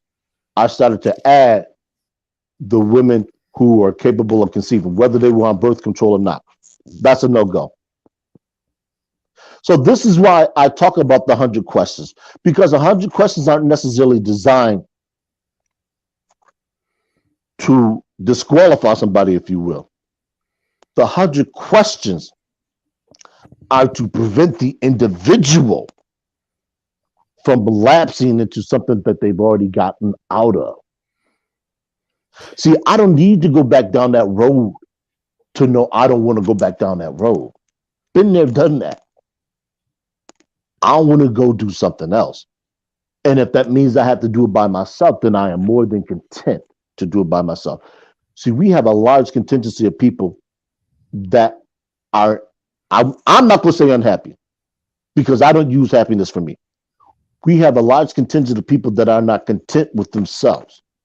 So they're looking to self-medicate, whether that be use marijuana or some other drugs or alcohol. Me, I could go to a party and have a blast without having a drink. But that's because I consider myself to be the life of the party. I'm gregarious no matter where I go. As You long as I what? can speak gregarious, meaning Okay. like people. So I'm that, gregarious no matter where I go. As so long that as was I can speak the language. so that was one of the things I want to ask. And maybe as a male, it may be different, but when you think about hormones and stuff like that, if people go into celibacy, like if you don't have a release of your certain hormones, it can lead to depression. Mhm. But as a male, did you ever feel like you slipped into that aspect, like damn, like sadness or depression, where oftentimes women may fall into that because they want to be loved, touched, and wanted or needed. Do you feel how did that impact you when you during those 6 year span? I was at that particular point in my life, I was a little bit too busy. And when I say a little bit too busy, I was still going out. I was still clubbing. And at that particular point in time, I was always getting into better shape. So in conjunction with that and still doing volunteer work, and I think at that particular time, um, I was um I was in the apartment by myself. So I was always looking to do things. Like I didn't predicate my life on that. And then, like I said, I had to release. So it was always, what am I going to do today? Where am I going to go today? Um, what workout am I going to do? You know, because the one thing to more of what you're speaking about is a lot of people don't have things that they live to do. And when I say that, I'm talking about particular goals. So if you are existing and you're living to work, whatever you can find a release in, you're going to go seek that out. You're going to go do that. And it gets to the point where it can be self destructive. And that was the one thing, no matter where I've been in life, no matter what I've done, I've never really engaged in self destructive behavior.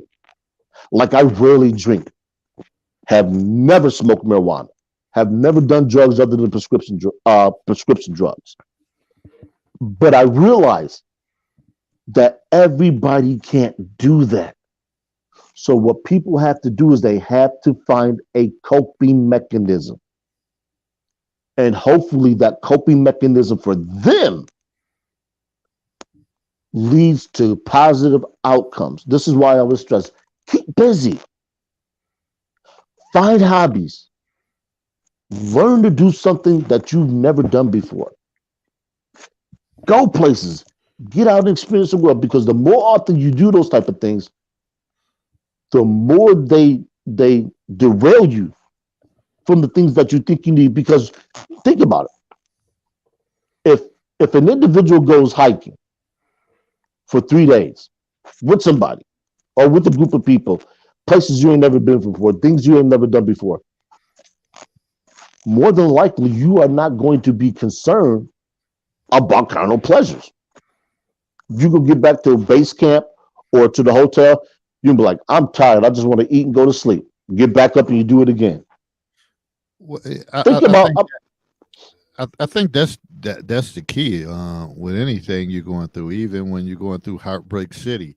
If you're someone that's always occupied and you're keeping it moving, that helps a lot. A lot of people don't have anything except their job, and they don't, and even people don't understand. This is therapy, probably for me, probably for you. This whole broadcast, this whole show, because you have to do research, you have to look up stuff.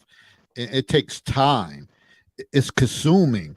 people think that you just get on here and you just get a mic and you just talk, but you're reading and you're coming up with points. So you have to find something that you're passionate with that drives you to kind of occupy your mind. If not, you'll be a wreck.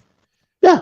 You'll be a wreck. And so whether you're in school or something, you have to have that, because if not, if you're just going to your regular job, then you get off, then what? You can have kids and they could be running around, but you probably mean as shit to them because you're not right mentally, whatever. So everything they do is on the edge. Your elderly parents call you, you're snappy with them. So your friends, they call you, you're not yourself. So you have to find something that kind of soothes everything over, and you can maintain a healthy balance. And I think that's the key. But yeah, go ahead and carry on with this conversation. I got to go have me a cigarette. Y'all know how I do. Yeah, life is all about balance. We hear the terms yin and yang, and for people who don't understand exactly how that's broken down, because it serves a purpose. All of that stuff, the way it's composed, it serves a purpose. So go look into that too. And yes, I'm giving y'all homework on the podcast. I'm sorry, but that's just the way it's got to be right now. But all of that stuff, it's a balance. Think about it. We have a South Pole and a North Pole, East and West, magnetic fields, everything that exists in terms of what we know as mankind virtually has a polar opposite. We have the tides, low tide, high tides, because the moon is farther away, moon is closer. All of these things serve to help us. For people who believe in astrological dating, in other words, matching signs with the sign, and a lot of women do, that's because they're looking for a balance. And there's absolutely nothing wrong with doing that. I believe in that, because there's certain signs that I've dated that we just don't jive. Mm-hmm. We do not jive. And then there's other signs that I've never dated, and it is kind of odd to me, but maybe there is something behind it. Well, I'm not 100% sure, but it just seems odd to me. Like, for instance, dating a Sagittarius. If we don't mix, we don't mix. If I dated, say, 10 of them, and all 10 of them were Sagittarius and we don't mix, I'm thinking there's something to the signs. And rightfully so, it could be. I know with the last person that I dealt with that was Sagittarius, and I think this is an isolated incident, she has some issues. and I'll just, I'll be nice and just say she has some issues. Sex is fantastic, but she has some issues. Like a personality disorder, like a diagnosed personality disorder? Yes. Medicated. Was it genetic, biological, or did it just like stem from something that happened in her childhood? I think the latter is more that, because and she's always confided in me, which is why I'll never reveal her name, other than to say, we know. Oddly enough, her birthday's oddly enough, her birthday's 8 days behind mine, and we're both the same age, so she'll be 51 as well. But she endured some things in childhood, drove a lot of her behavior, and it was unfortunate because she's an extremely attractive woman. But and I think until this particular day, she has never gotten comfortable with those things that happen. I don't think she's rectified them enough to where she can be a stable enough person. And I know one of the regrets she always had was the fact that she couldn't have children, or the fact that she didn't have children, and now she can't have children. Um, Because and because I'm that, a lot of women see that as kind of a rite of passage for a woman. well, the thing about it was, at one particular point in time, she could. Hmm. It was just due to some decisions she made in regards to, I believe, birth control Hmm. that rendered her infertile. Now, Yeah. I didn't dig into it too deeply because sometimes I just want to leave some things undisturbed. But Right. she was the type of individual, at least from what I gauged, that would have been better served if she was celibate for a period of time. I don't think she ever allowed herself to go down that road because she was the first person that I was intimate with after that 6 year hiatus. Hmm. So I won't say where her and I met at, but needless to say, after the fracture of the relationship, I cut all communication. And when I say I cut all communication, I mean there was no email, no text, no nothing. I wouldn't even say hi to her. It was like Why? she didn't. Say it again. Why? Because she was toxic. Oh, Her okay. behaviors were something that I said, okay, you know what? I don't need that in my life. Okay. There's a lot of things that she was trying to offload on me that were her issues. Hmm. And I tell people, I don't participate in people's quote unquote happiness because I'm not going to participate in your misery. That's what she was looking for. She's looking for somebody to take on her crosses. And I don't do that. If Yeah. I didn't, if Go ahead, David. No, I was gonna. It had me thinking about something else. You know, one thing that we don't often, and it all ties in that we don't talk about is people mood swings Mm-hmm. and Oh, she had them. the highs and lows of that in relationships that people have to deal with when you're dealing with people have they're at a certain point at this time, then it goes up and down, and the impact that has on Mm-hmm. relationships. And let's not let's be real, like a lot of stuff we throw out there, even when we talked a couple weeks ago about narcissism, a lot of it Oh. is thrown out there, but most people are not diagnosed with that. So a lot of times people are just speculating and saying that. But even on the lower level, Hmm. when you think about mood swings, like you're like, damn, they was just this way, then all of a sudden they change up.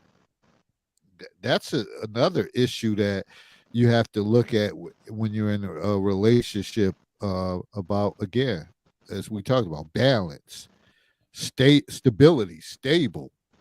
Like when people up and down like that, you're setting yourself up to be on the Superman at Six Flags, whatever, Mm-hmm. roller Hmm. coaster ride, whatever, up and down, up and down.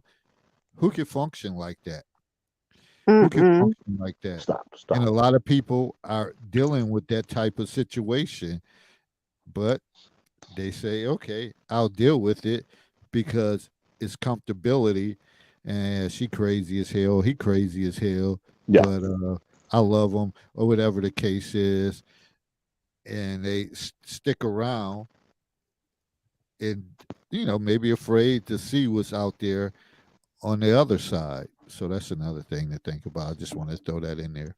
And it's unfortunate because, I mean, aside from the issues that she had, she's a good person.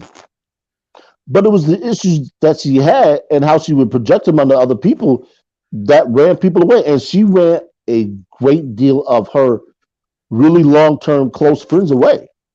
And I still have the emails, from her. It's sad. It really is that ultimately she will live not having the type of relationships that would allow her to flourish. You know, she's not going to be able to plan to go anywhere with anybody. And if she lives out her life to the life expectancy that her demographic will, she's probably got another 30 years of living. And think about that. I don't mean to interrupt, but I gotta go. My phone's about to. Ah, So thanks for yeah. having me We always again. It's appreciate always eventful with Herbert. the. All right. All right. Okay, take Be care. good. Be well. Have a good Take week. care. All right. Yep. You too. Yeah. All right. She's not going to be able to really enjoy her golden years the way other people would. Because one of the things she always lamented was when she got on social media, she saw all her high school friends, they had families, kids, and she's like, I don't. And it saddened her. And I understood why.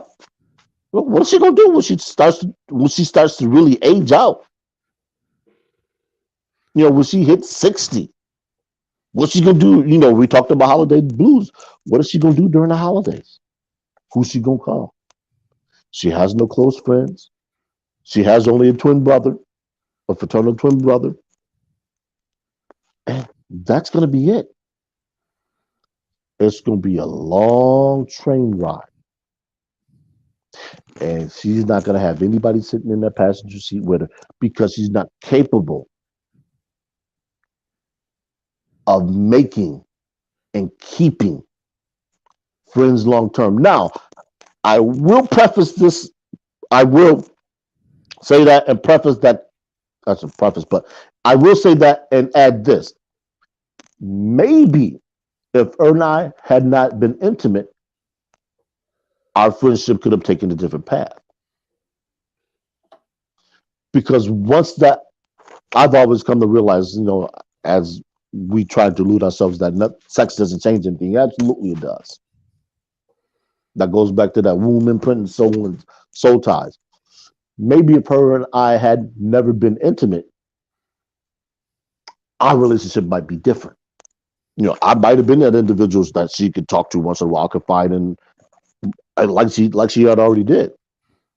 Because I was never going to use it against her. That's just it's not my nature to beat somebody down like that. It serves no purpose.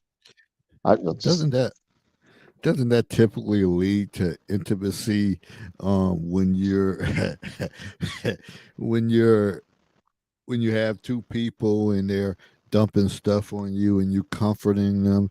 Isn't that sometimes the initial state of closeness and togetherness which lead to intimacy? In some cases, not all, but in some cases. Oh, absolutely. And I think, and I was on a TikTok with this particular topic, and they were asking, can men and women be friends? And I always say absolutely. But, and here's the caveat, it's up to the individuals involved as to whether or not they can refrain from going there and also maintain.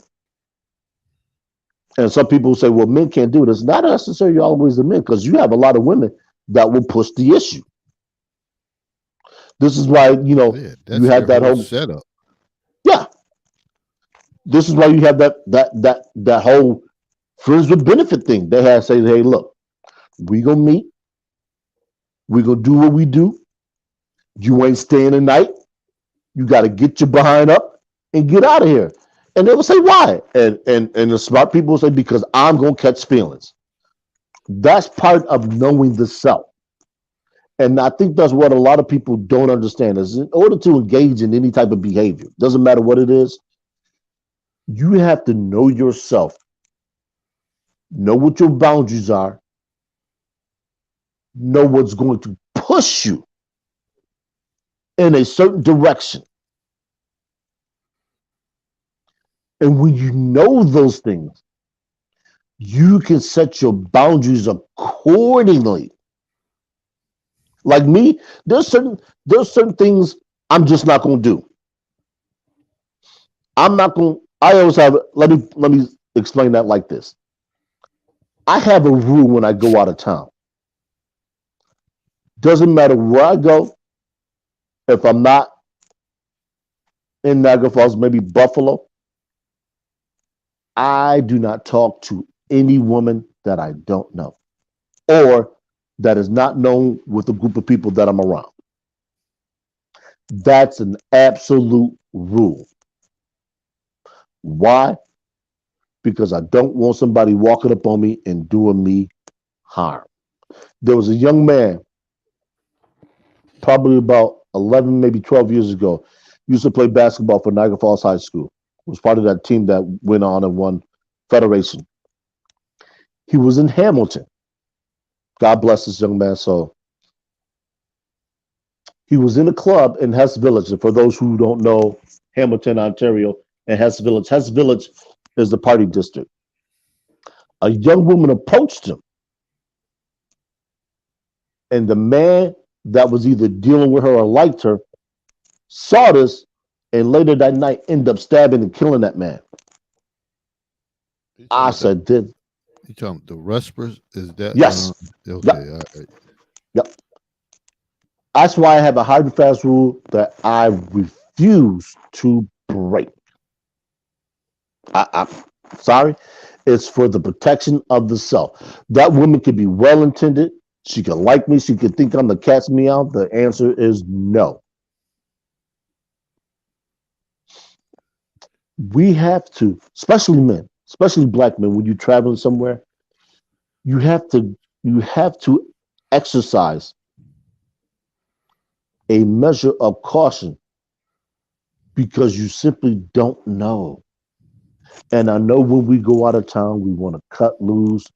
We want to do things that we don't normally do, which is why you need to exercise that restraint. If you want to cut loose and you want to do it in a place that you've never been, ask people in that area to recommend some friends that you can hang out with, that you can party with, that are okay. And if you can't find that, then you got to be content with just partying with the people you have, or partying by yourself. Well, I think that's always safer to know someone. It's a couple questions that I do want to in the chat. And one of them is funny because I had posted this earlier. And Gito said at the controversial council, "You are welcome. Where are the other female panelists? I enjoyed the Rumble when it was a full house." Hey, bro, man, we've been here and like someone else had said, and I had made a post in the counselor's corner today. Like they said, where are the black female panelists that was on here? Did the truth run them away?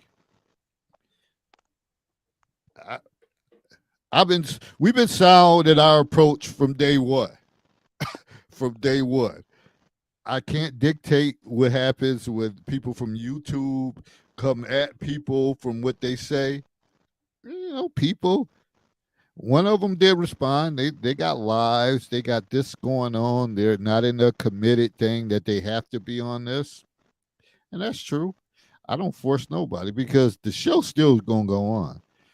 Like I said, I've been doing this one way or the other for 8 years now. So one way or the other is still gonna go on, even if it's just me. So yeah, sometimes I love the heat. I love the fire. They'll come back, or it'll be some new people that will come in. But right now, it's at a low key state. And the one thing I always say, consistency will always break down resistancy. So if Mhm. you're consistent, it's always gonna be there. And some of the people that were there, they'll find their way back, or maybe not, but they'll know, oh, this is stable mate right here. The show is gonna keep going on, and that's what I plan to do. But I do like that heated, that drama sometime, and we had it in different sectors and different people, whatever.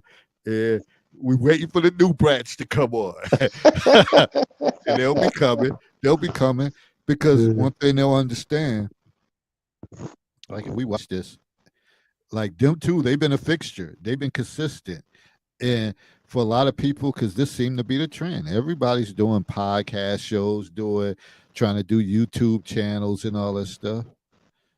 But sometimes you have to jump on somebody else's show to get a taste of it before you decide to get your Christmas kit and say, "Hey, I got me a mic. I'm set up. I'm about to do a broadcast." Then you're like, "Oh shit, I didn't even know what to talk about." Yeah. And it ended up being an epic failure. So sometimes it's best to join someone else's thing to see how it rolls to get a comfortability. Even though you're not in front of an audience, it still could be intimidating because the spotlight is on you, especially when you're on YouTube and all that. Once you hit record, people can just view it and they have a lot to say. I mean, from your background to other different things, they got a lot to say. So that was that. And Marcia directed a question to me and Herb. She said, "Do you feel that intimacy can ruin one's friendship or relationship? Why and why not? Please answer." David and Herb. What is She said, "Do you believe that intimacy can ruin one's friendship or relationship? Why or why not? Please answer." David or Herb. Yeah, it can, but the question becomes, what was that originally built upon? And if it was built upon lies, deceit, well, yeah, absolutely it's going to destroy. But if it was built upon a mutual understanding of what was expected and what was going to occur, I don't believe you'll have any problems. Now, I've had women, actually, I shouldn't say have.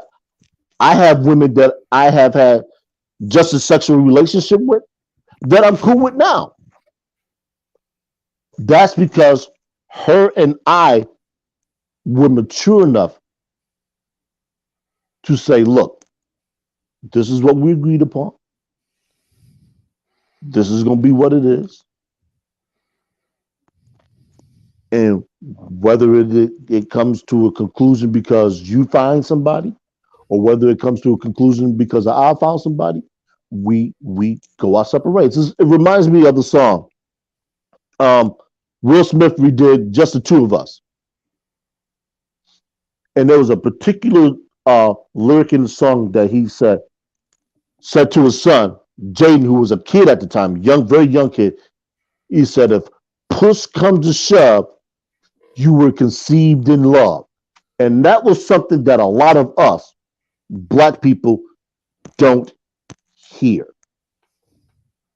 What we do hear is your mother and I got together, and here you are. We don't hear anything about the fabric of how that child was brought into this world, how that child was cushioned and shielded from a lot of the nonsense that his peers, and I'm using the term peers lightly because he's in a different economic bracket, so he's not going to have to face a lot of the scrutiny that the average Black man does. He's going to have to face a different set of judgments. So that's something that we don't see a lot of. This hedonistic lifestyle that we tend to live in our modern society has seemed to have taken over, and it's flourishing. And that's not wrong. It's not right. It's just where we are. This is why you see a lot of men, and this is something I mentioned earlier, they're going overseas to find a more traditional woman so they can have that family. So the children that they birth can be raised in a more traditional culture. So they're not out here in the wind, having sex with anybody, creating kids all over, leaving more dysfunctional families, leaving more broken communities and broken homes. That's something that we as a culture, we have to get a grasp on. And that's not to say that adults, if they just want to have sex, shouldn't or couldn't. That's just to say that, hey, if we gonna do this, we need to be responsible and amenable for everything that comes along. So if a child is born, we need to sit down and have a game plan on how we gonna raise this child. That's one of the reasons why I just refuse to flat out deal with a female who's capable of conceiving, because I'm 50. I'm not going down that road. I don't care who says what about what they think of my ability to be a father. I'm just not doing it. The answer is no. Yeah, when you 50 and you end up with your first child or whatever the case is, or a child you didn't plan, that's going to lead to a lot of turmoil down the road. Oh, but like for far as your question, Marcia, from my perspective, again, it kind of piggybacks on what Herb said.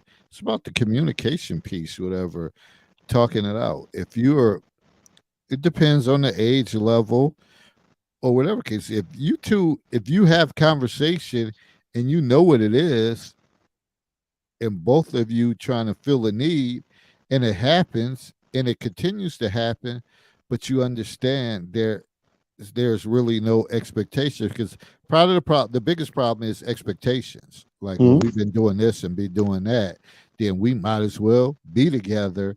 Somebody down the line is going to gain feelings. There's no remote control to say we're both at the same level or whatever case. And that's with any marriage. Even people end up married. There's not going to be no equality. There's going to be someone that their feelings is probably greater or deeper than the other person, and that may be by actions or whatever the case is. So you have to have that conversation. You have to understand that somebody's essentially may gain deeper feelings, and where do you go from there? And I think that usually ends up being the problem. But again, sometimes what could be the kryptonite of that is both parties staying busy and doing their thing. When you got two parties that both are busy and they say, hey, oh, I had a rough week. Me too, whatever. When are you free? I'm free here. Well, you think about let's having dinner and do whatever. And then you go back to your busy world, shit may be fine. But if it's one person that's always busy and another person that work their job, they don't have nothing else going on. Yeah. That's probably the person who's going to be cause the strife. It cause issues. But again, we talk about the word balance. You can't be on that teeter-totter or seesaw and you up here and the other person's down here. Sooner or later, it got to level off. Yeah. When it levels, then like, yo, this is cool.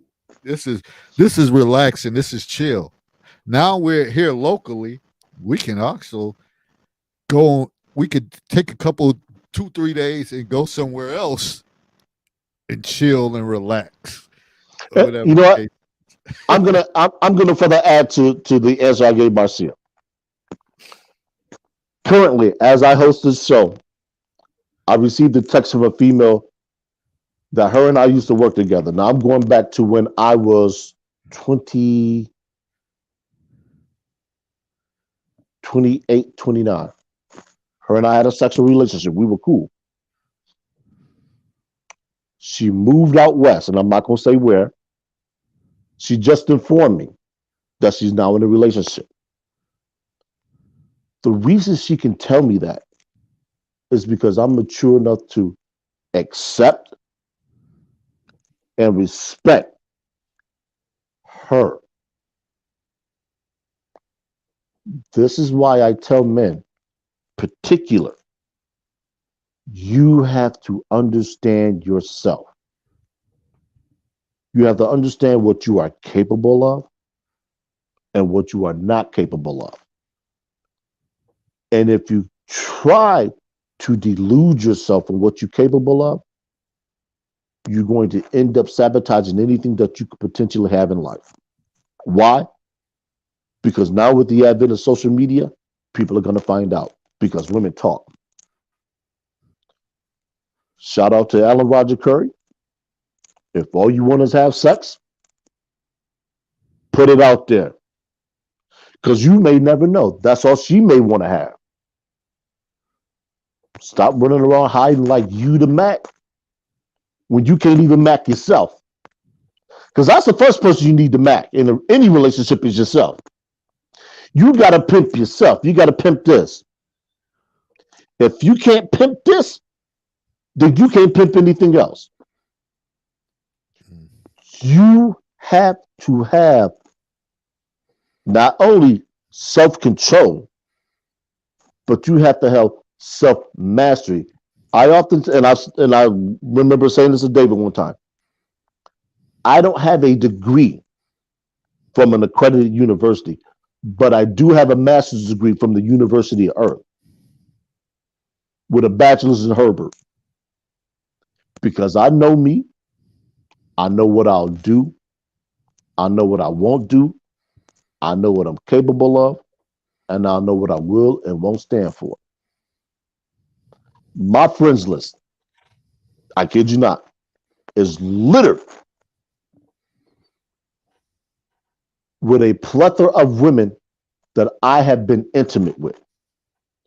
Some have gone on to have families, happily married, and some aren't. 90% of them, if you ask them about me, they will speak fondly of me. Why? Because I've always treated them well. Fellas, got to learn something. I don't care if you don't take anything else from this show. Stop thinking that you are getting over on women because you're dealing with multiple women at once. Because there's a very good chance that she might be dealing with multiple guys, and if you find out, you might fly into a rage thinking you were the only one. Did you set that parameter? Did you have that discussion with her? And if you did, are you holding up your end of the agreement? If you are, do you have a right to be upset? But if you ain't, like my old man used to say, my old coworker used to say, put those feelings in your shoes, shove one foot and lay the other. Get up out of there. Because you have no business being upset when you were deceitful as the individual that you were engaged with. And far too often, that's what destroys friendships and intimate relationships. The sex is just a gateway to what could be. This is why I asked the question on this show. There's a lot of women that would rather give of their body than give of what they consider privileged information because it can be used to destroy them. Last I checked, an unplanned pregnancy with a guy that you don't like is far more destructive than somebody finding out a childhood secret about you that you didn't want exposed. That's just my position. And I've seen it far too often. A lot of people, and I understand the need to be secretive, the need to be private, if you will, about some things that happen in your childhood because you don't want to scar the family name. You don't want the family name being denigrated. As long as the individual acknowledges within themselves, and this is something I have to tell myself often, then nobody else can use something to destroy you. Whatever that issue is that you have, or whatever it was, whatever that situation was that you have, acknowledge it internally. And if you need to go speak to someone about it, not necessarily therapy, because therapy in the way that we think of it is not always needed.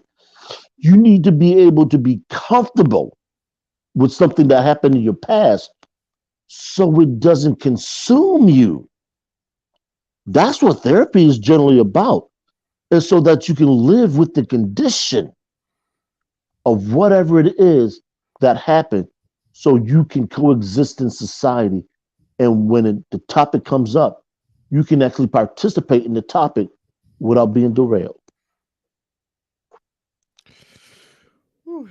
That was a lot. That was so again, all of these, there's no foregone conclusion. These conversations build after concept.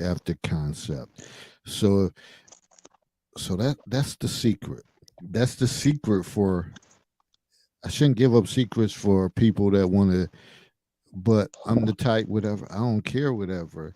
Uh, we're all trying to build together, but that's the secret that when you're having podcasts and conversation, one concepts build after another. So it could be one little small talking point that can lead to next week's talking points. And as you see, we've came up with a lot on this conversation that you can dig and pull out information and say, man, we need to take this a little deeper. That's how it works. So, point, we're going to give closing comments, and we're going to move on to the next episode. Herb, what's your closing comment for tonight's episode? I'm gonna set aside this moment, for brothers in the manosphere, as I said at the top of the show. Hey, make your health priority number one. As Jason Black from the Black Business Channel, or I'm sorry, Black Business Channel, the business says, handle your business, or your business will handle you. And with that, as I always like to close, growth and understanding occurs in the gray area. Godspeed. See you next time. All right. And again, my thing is when you look at both talking points, whether it's the celibacy or what was the Christmas holiday blues, whatever. It's all about balance. It's all about equation. You have to be balanced and stable in both roles. And if you think about it, even with the holiday thing, if you don't have that family and you're, you know, doing your own thing, have balance with it. Be stable and to understand like this time of the year is not going to dictate me. I'm not going to fall into some type of slum or depression that's going to lead me into the next year because it's leading you into the next year. A lot of times we start off at a deficit going into the next year. And that shit spirals on for 2, 3, 4 months. And now you're looking, it's only March, and you like, oh, I can't wait to 2024. Well, shit, this shit just started. So you want to close out something strong and go into the following year stronger. So think about the balance. And even with the celibacy and all that stuff, it's about balance. It's about communication. It's about knowing who you are and what you believe in. The kind of Herb had dropped out. So it's about that. So when you think about the word balance is probably a critical word that we don't really talk about, but I think it's probably maybe one of the most important words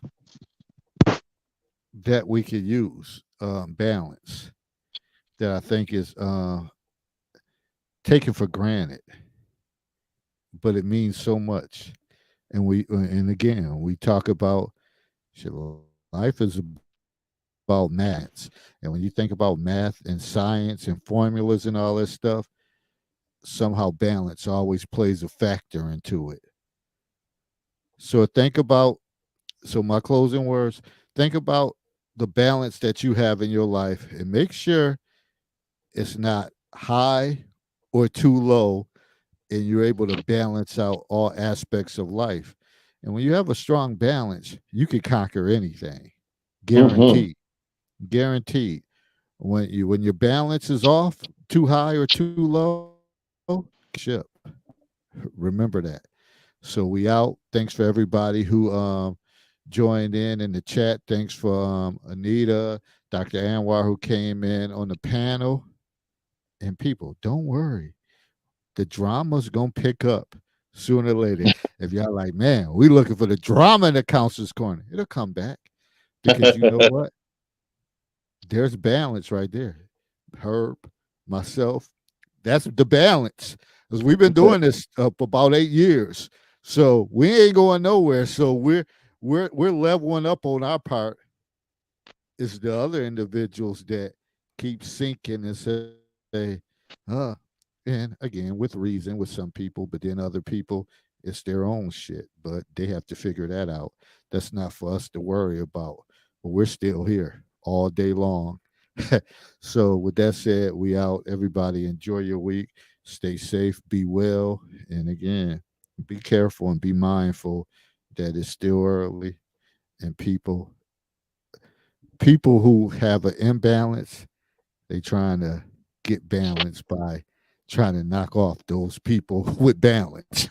If you could read Yeah. between the lines with that. Stay out. So I know that was a little jigsaw, little puzzle, but that's real. So just be mindful and stay even keel and stay mindful of every situation around you because it's real out here. All right, good people, we out. Be safe. Take Be care. well. Talk to you next time. Peace.